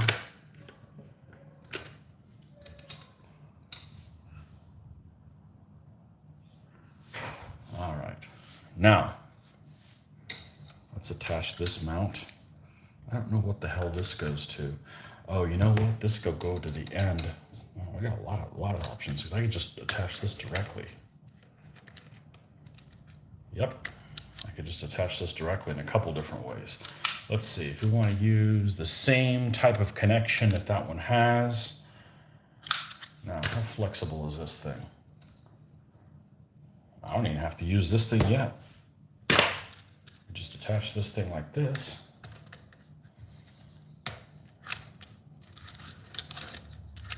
All right.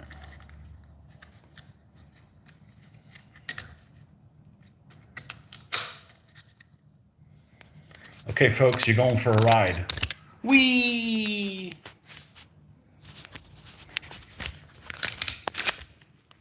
Make sure I don't press the power button.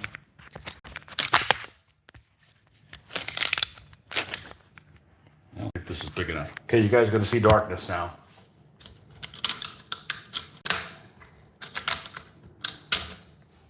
This is kind of a crappy free mount that this comes with.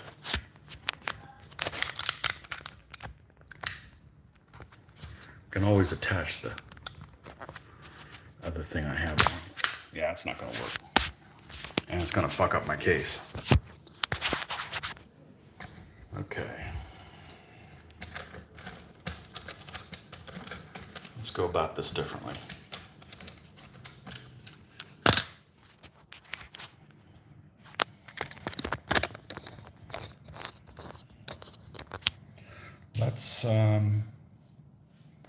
Let's see. Let's do this. Let's unattach this. Let's unplug you guys. Whee!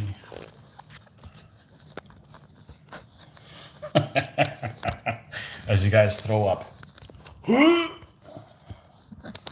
had no idea you were going to have this kind of fun today, did you? Now,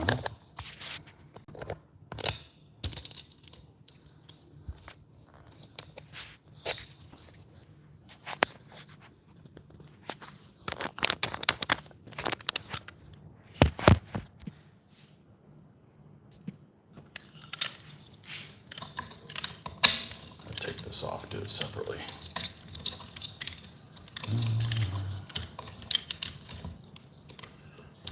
That's my Outlight. You guys should buy one. They're awesome.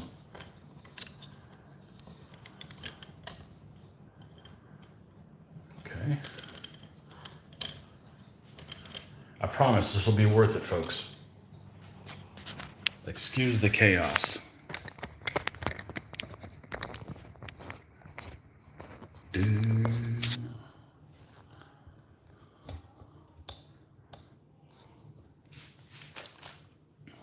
Look at that. This is what you guys were sitting on, one of these. Bye-bye. Now,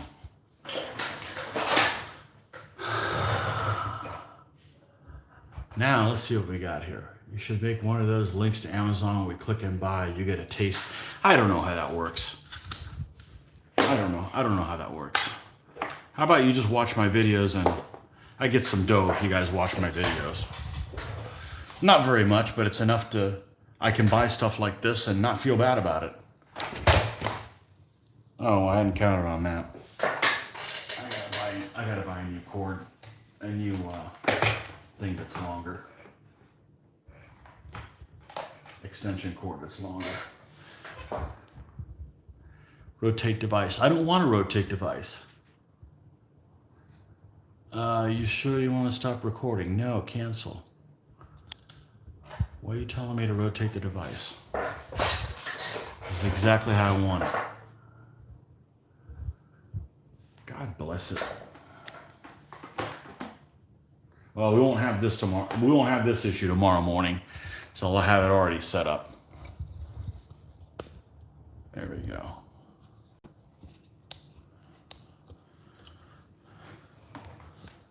Okay, so this should be able to extend right over the battlefield when we film. So we'll have to do some tinkering with it, but yeah, we should be good to go. Now the problem is now you'll have the bald spot camera. Anyhow, where the hell were we? So now you get to see this. So is this view better for you guys? Where you can see the stuff from straight ahead? I could certainly take my glasses off, and I'm going to pick up this area. It's not that much of a mess. I mean, from the standpoint, I know what you gamers look like. You guys have freaking messy areas, so. Yeah. So, this is about 25 bucks, so.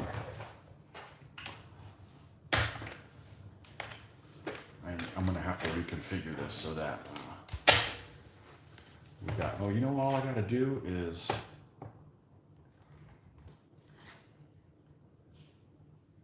I bet lights are going to go off here. Yep. And we're going to unplug this. Okay. And then we're going to feed this on this side.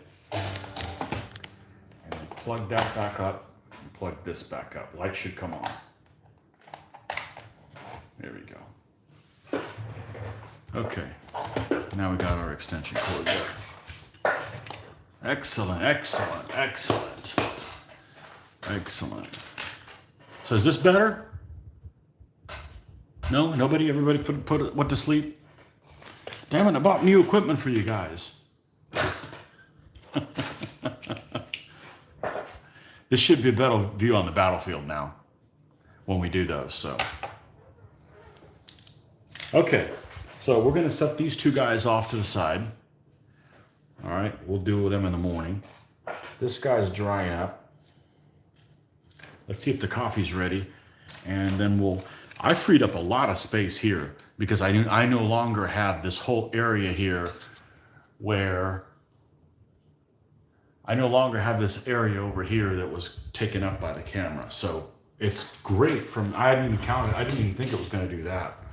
So that part of it is wonderful. We'll just need to reconfigure all this. Yeah, I gained all this space over here I can put things at. Excellent, excellent. Moving forward. I'm being progressive. That's about all the progressive you're going to see from me. All right, get that. Move these guys off to the side.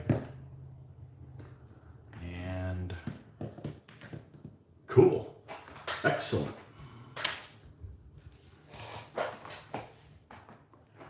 I love it.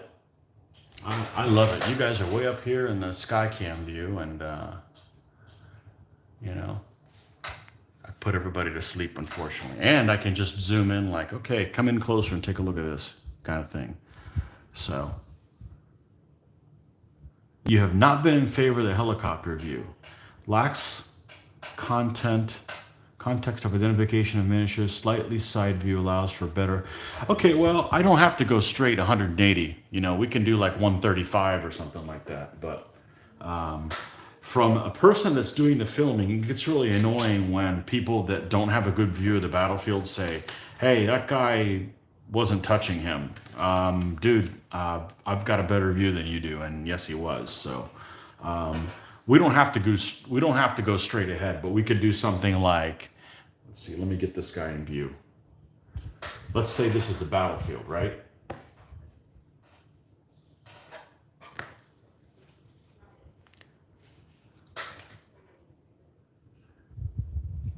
You know, it could be off a little bit of an angle. you know, so we'll figure that out as we go. But I should be also able to move it at will. So if there's action or something you guys want to see, I could zoom in on something and, you know, I can go in and say, hey, you know, check this out over here. That's interesting, you know, that kind of thing. I'm not limited by where the stand is. So we'll see. If it doesn't do anything else than make these painting videos easier, it's already done that. I've already got this all out of my way, so. Okay, so let's go check on the coffee and I'll be right back.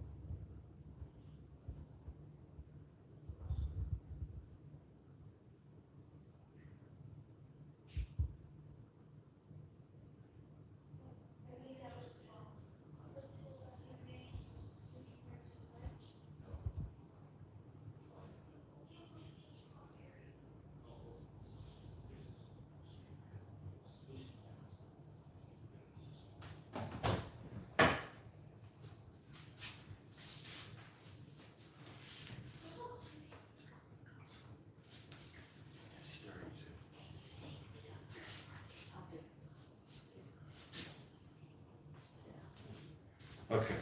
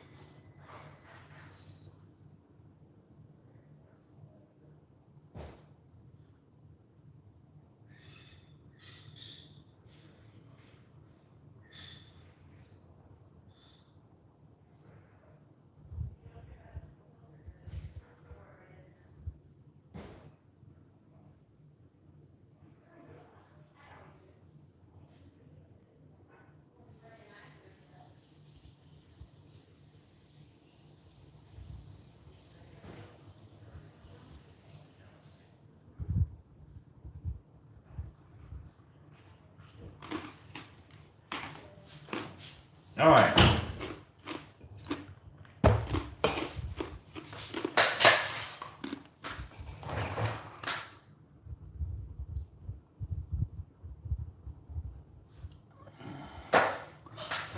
Joe says, I got a package from BUA today.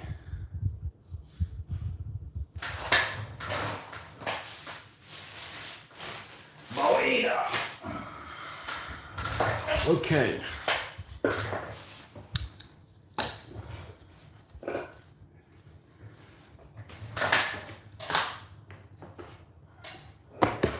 Man, I feel like I got a painting desk that's twice as big now. Now, even if we don't want to do something this vertical, we can still do something like this. And then move this thing down like so, and then move this up. So we can do all kinds of angles on this thing.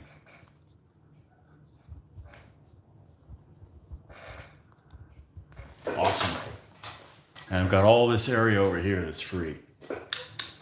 So, all right.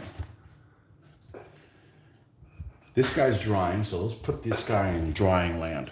We'll call that this area over here. Now, can I get a glimpse of, I'm still a little concerned about the pink cloak. Why did I go pink? Because there was an illustration of some warlord that decided to have a pink fetish. I think he'll be okay at the end of it. I think we'll be okay with him. What won't be okay is I put the edge of the stand into it over here. Let's fix that too. Okay. All right. So we got one auxilia painted with his Celtic cross this morning.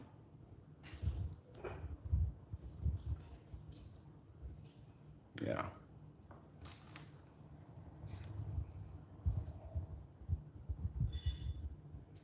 One little bit of grit there. All right.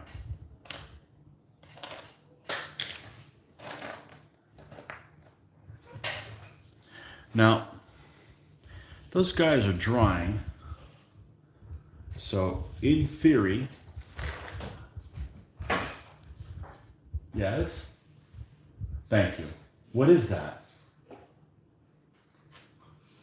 Kiwi. Kiwi? Okay. All right. So in theory, I could work on this Irish flag for him. But I have a feeling I'm just going to leave that for in the morning. Now, I do have this Russian one. I'm going to go ahead and, at the risk of ruining it, I don't want to ruin the Irish one. So we've got a couple different products we're going to try here, and I got to decide which one I'm going to do. Now, I did contact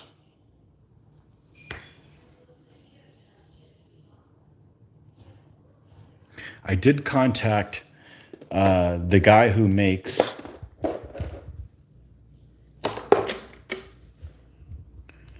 Little Big Men Studios, okay, and said, hey, your flags come out glossy.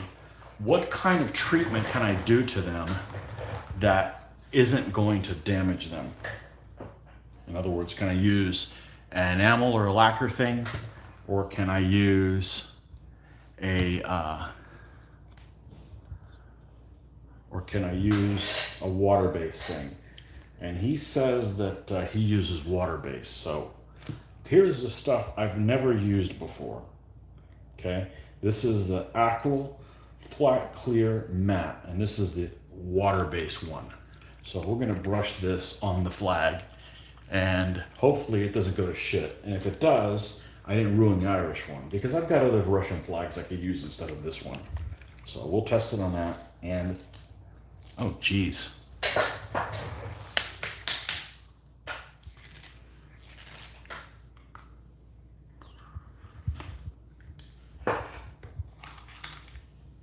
Now, before we do that, because I'm a skeptic,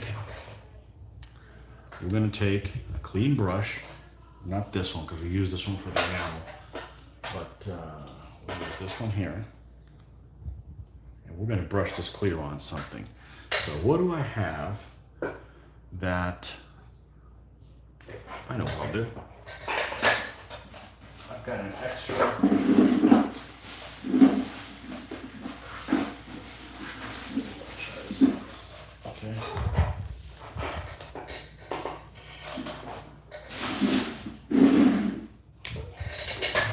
I'm not using this for anything. It was in the garbage. We're going to apply it on something that's something that's kind of shiny. See this right here. Just apply it lightly over that.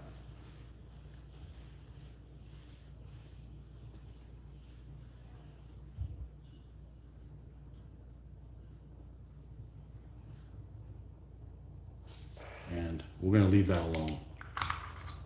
And we'll see if this will come back and in fact dry flat. And because if it doesn't, then we're not even going to bother using that product. Okay, I bought this a long time ago. It's paid freaking $6 for it. It's supposed to be flat, clear, matte, transparent, and I've never used it. So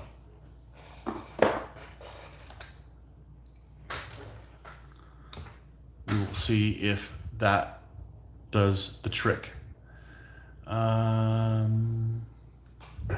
For me, that's better. Yeah, we don't have to be straight. We don't have to be straight above. You know, yeah, you got to have some kind of a perspective. Yeah, I mean, we can even do.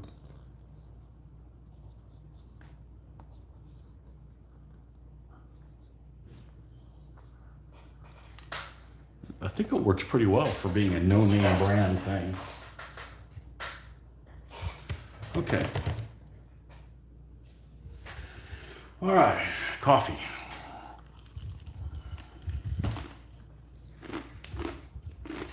What were we doing? Auxilia. All right. So we might as well paint the three guys that have the same dress. Okay. We're going to use the same yellow, which is still here. And let's get our usual suspects out here.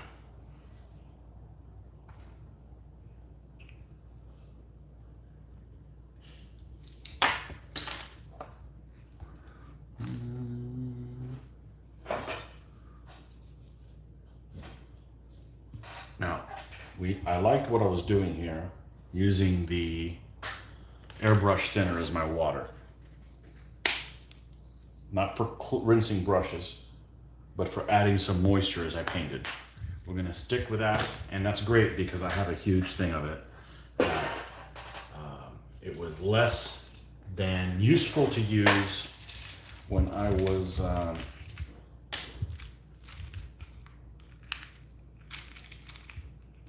transferring the paint. I really didn't like that process. That was kind of underwhelming.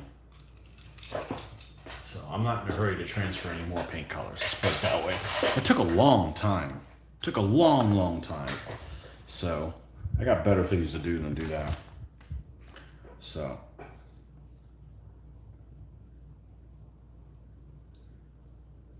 All right, so let's grab this one. Get these brushes out of the way.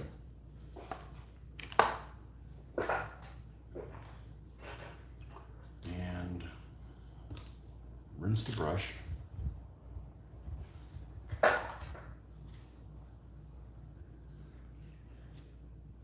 These are the other two guys, right? We'll leave him right there.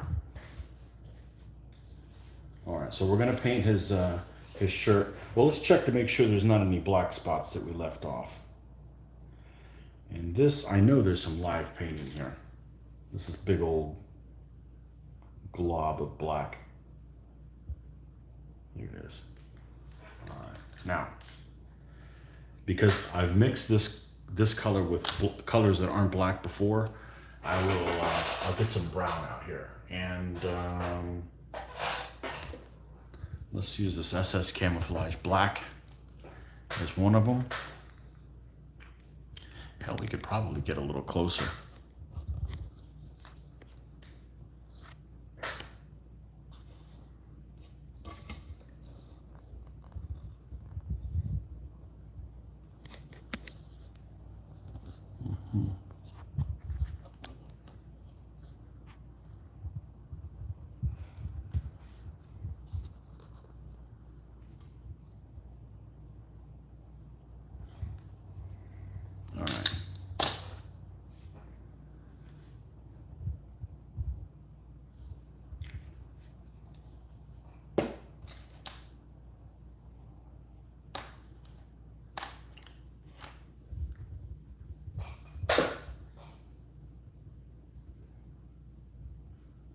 gonna get the yellow here. We're not gonna switch this thing out just yet.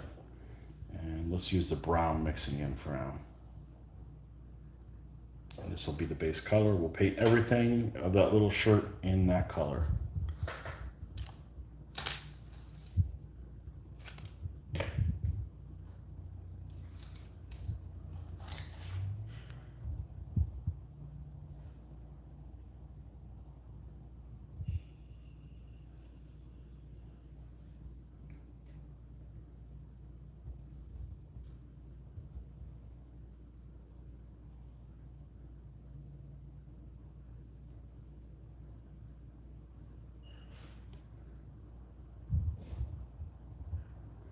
Now we'd used like a light gray for this guy's shirt. He's got like a little top shirt. We won't be using that color for this guy.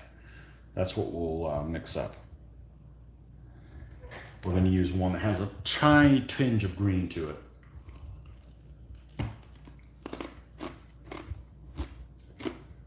Okay. And there's some of this shirt peeking underneath here.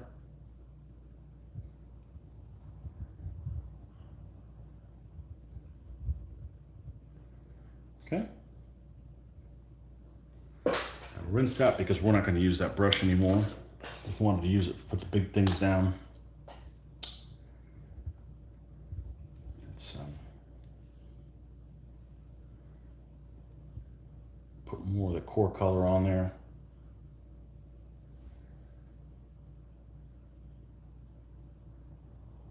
This has got to be a liner. Yeah. I like the liner so much more. I mean, every brush is unique, but I like the longer bristles. But I'm also not buying them by the each. I get stuck with whatever the hell they decide to put in that package. I'll look at the package and go, yeah, I like that one, or I'd pick a different package.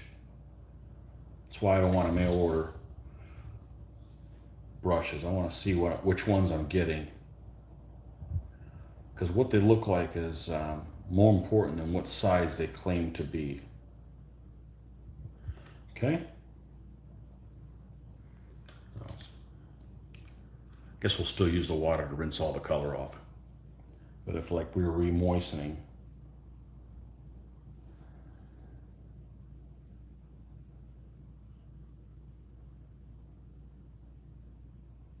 I'm just re-moistening. I can just want to add a tiny little bit here just to keep the paint flowing well.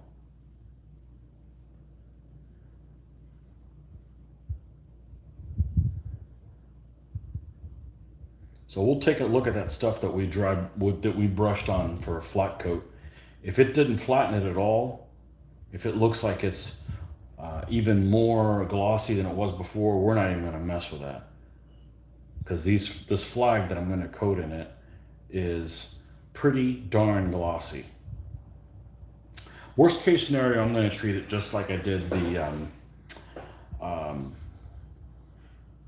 the shields on the Russians, which is gloss coated and then flat coat on top of it. And it pretty much dulled them out completely. I just didn't want to do all that if I didn't need to. Okay. And do we have any white that's alive? I believe this is. Yep, it is. All right, let's find us a spot for where these two can hang out together.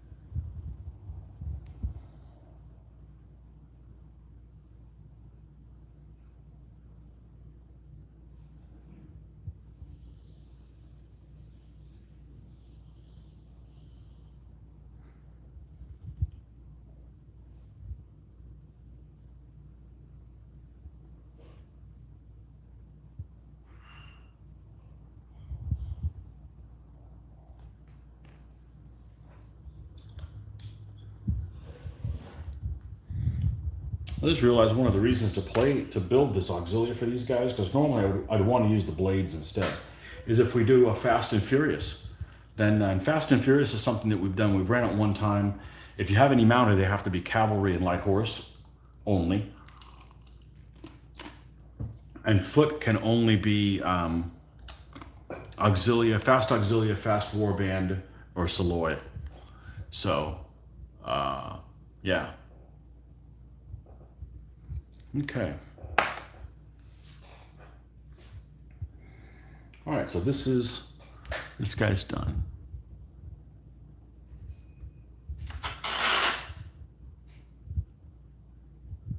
Okay. All right, a shirt. All right, you want something that has some green to it.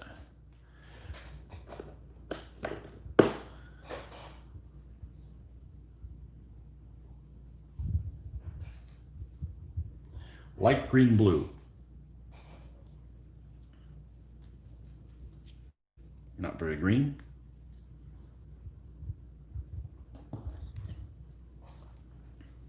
Don't want something that screams bloody murder.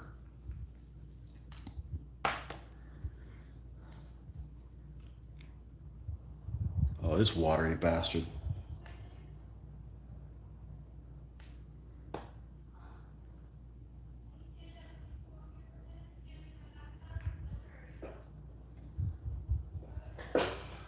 This watery tart. All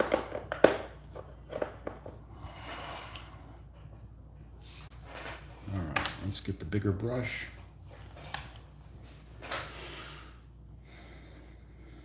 Let's see, we use brown as this one, so let's use black for this guy. Put some black here.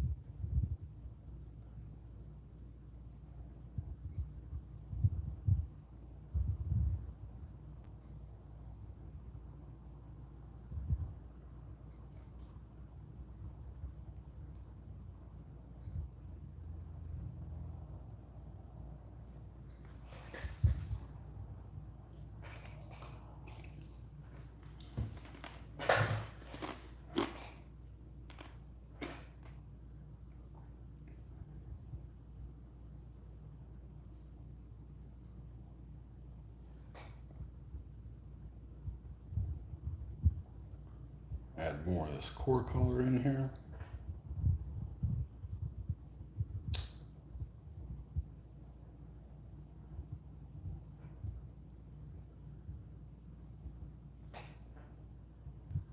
These figures have a lot of folds and stuff. They have almost exaggerated detail. This Mike's Models Renaissance range. And you know, these Kerns pretty much didn't change how they were armed or equipped with or dressed in for hundreds of years. It's still, you know, go put on your yellow saffron colored shirt and you know, get your javelins and go at it. No helmet, nothing. These guys are just very minimalist. No shoes.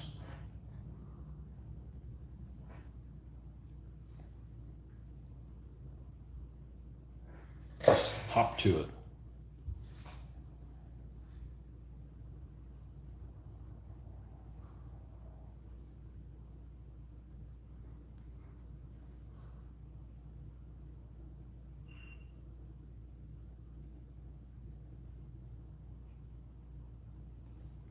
So let's ditch this.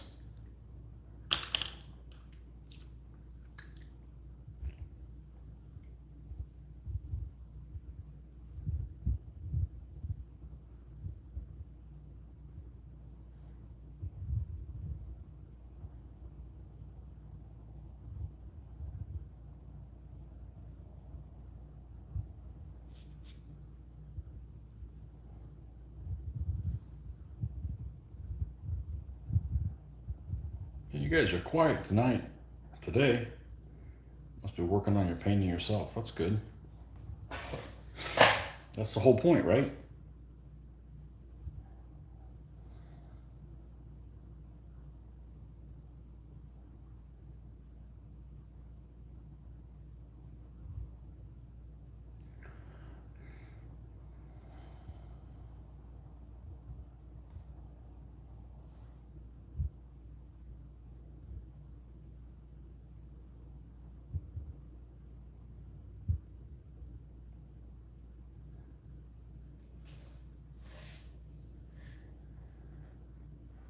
A couple notifications here.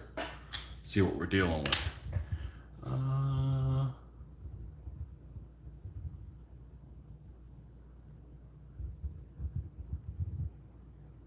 Oh, I got a package delivered. No shit, I opened it. Thank you, Captain Obvious.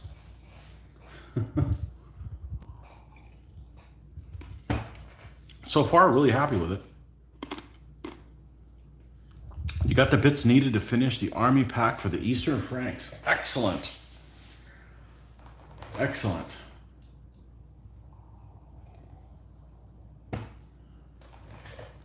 Excellent. Joe, do you have access to a laser printer? Do you have one at home? You don't work in an office, so.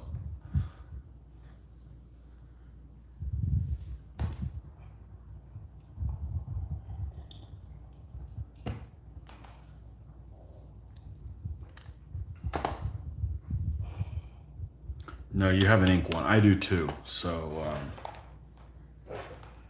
let me see if I can work on a. That's who you're doing next, right? Or are you doing the? Are you doing the Keimer? No, you're working on the Keimer now. The Franks are next. So I haven't found any info on the Keimer other than that one that I sent you.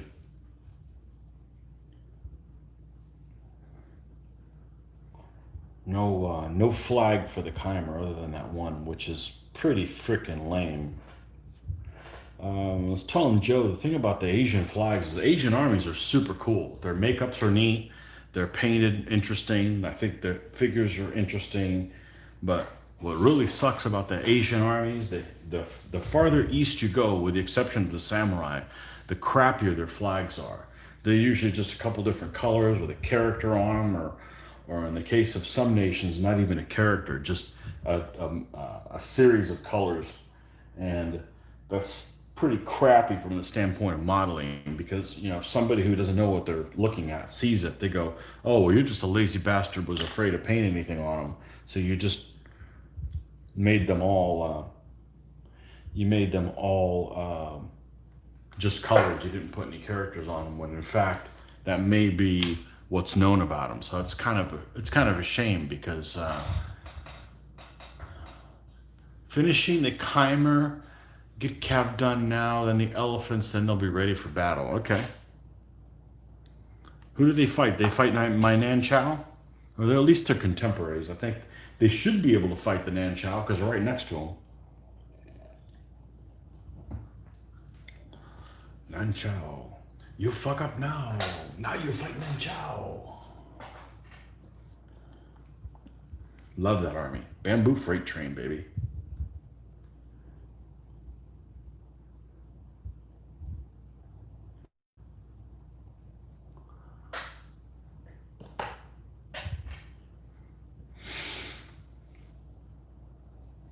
Whew. Who the hell am I drinking freaking black coffee and yawning?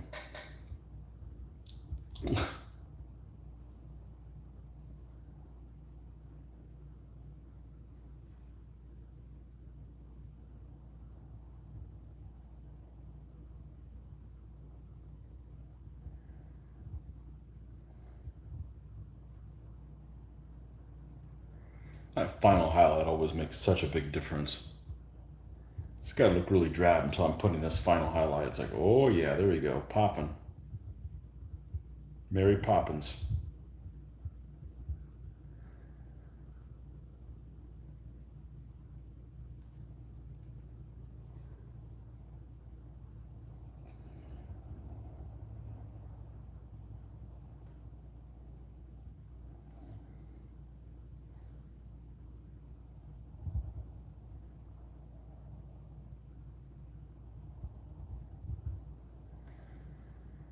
Okay.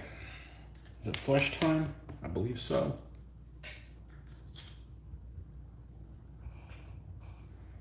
I'd do two guys at once, but I'm afraid I'd get bored. I need to do a guy at a time and then have something to show for it.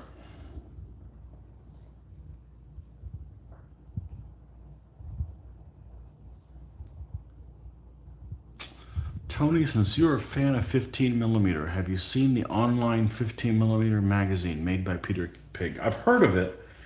Is it free? I like Peter Pig's figures, even though a lot of them suffered from what I like to call Habsburg jaw. But I like their figures. They're samurai. They're beautiful figures. Is that a magazine that only show free on their website? I haven't seen it. Is it worth looking at? I would imagine it only showcase Peter Pig figures. I haven't seen it. I know about it because I do go on their site. So.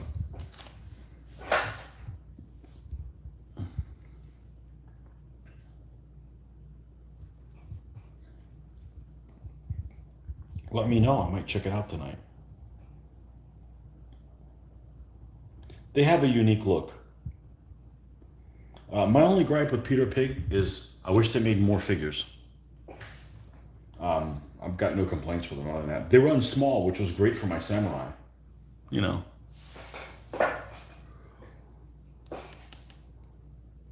5 issues so far. Interesting ideas. Okay, well, hopefully I'll remember. I'll check it out from my phone.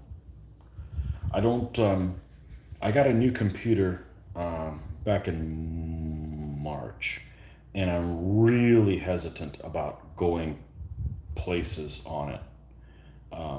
The last time I had a computer, it died on me. Well, it didn't. It was still working, but it got a redirect virus, and it was just annoying as shit. And I sent it to somebody to clean it, and about a month later, it got it again. And I'm like, screw this. I'm tired of this. And it was running slow. It had already been.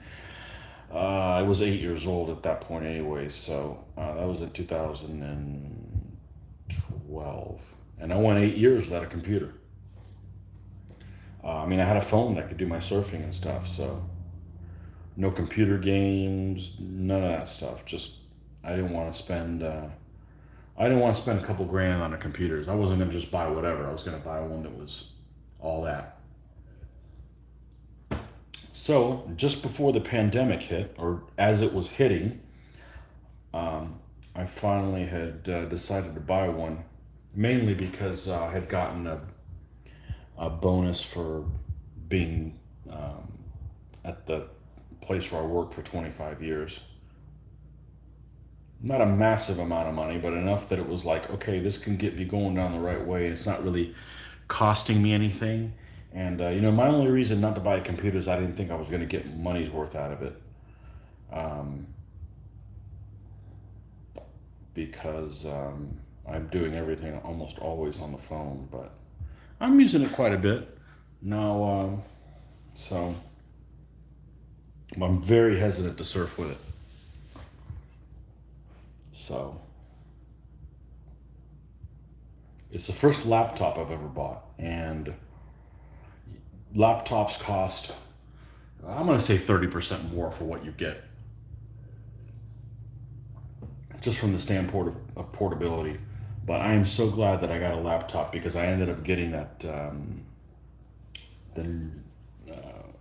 Oh my God, I can never remember what it's called. It's called the Microsoft Surface Book 2. And it can be a tablet. I'm like, I'm never going to use this. Yeah, but now I'm like doing flags and stuff and using it as a tablet and folding it over and well, I'm not using it right now, but it has that capability, and I got a pen for it, and I'm really glad I did not get a laptop. So really happy with that choice. So, but I got to paint things too. The figures aren't going to paint themselves, so.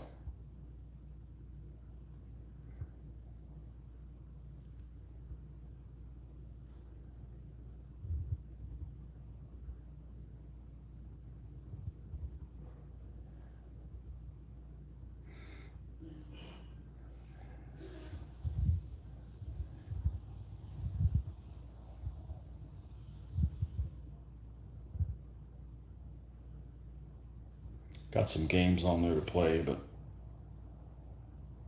I'd rather be doing this than playing a game with myself, so, or playing it with people online. You can't count on the internet here at home at all. So anything that involves like either a lot of download or something like that here at home is basically going to be a deal breaker for me because my internet here is atrocious at home. My cell phone signal is incredible, but my internet signal is bad, and I can't go through. I don't want to. Is it Tether? I think it's what's called. Whatever. When you're connecting through your phone, because we have a limited amount of data for that.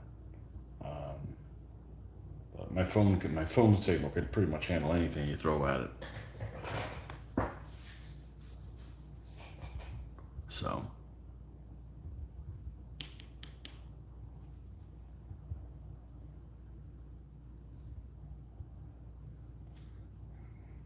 I did a lot of Google image searches. Big fan of Google image search. And then, sometimes the Google images take you to some free site that people can put images there. And there's all kinds of viruses and shit in there on those sites. So I'm trying to avoid doing that on the computer.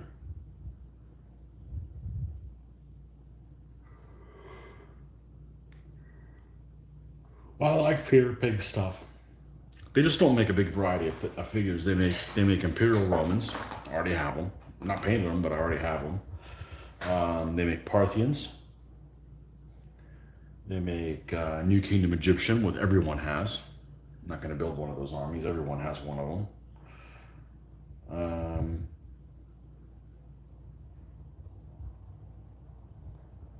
They make Germans, like barbarian Germans, which are the wrong figures to use for Peter Pig because Peter Pig runs small and Germans tended to run big. So I guess maybe it'd work if you had Peter Pig Romans. They make Samurai.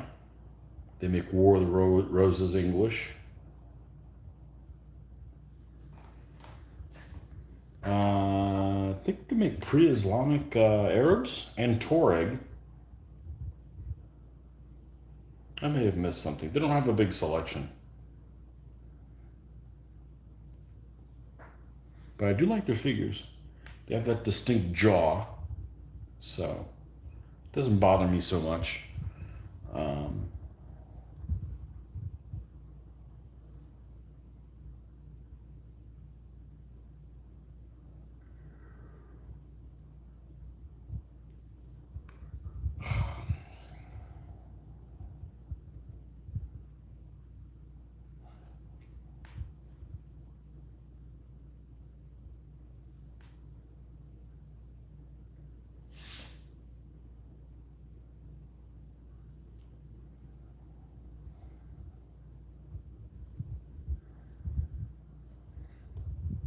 Okay, let's add some more.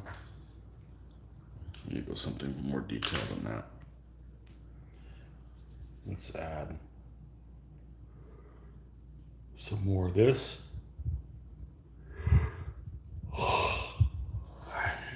Dreary freaking day. I forgot to use this stuff over here.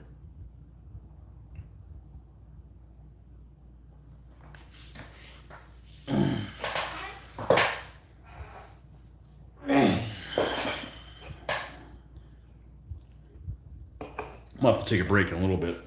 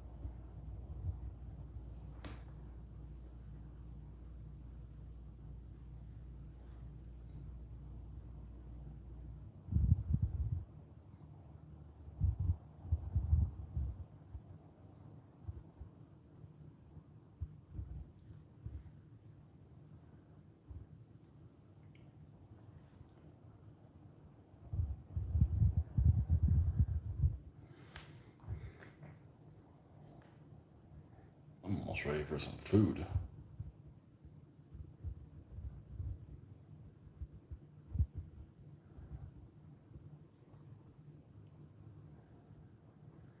All right, I think I'm going to take a break here. And not sure if I'll be on later, but you know, I will be if I can be. So, meanwhile, these guys are over here drawing, and these guys are over here drawing as well. So, okay, folks, until next time, we'll catch you later. Bye-bye.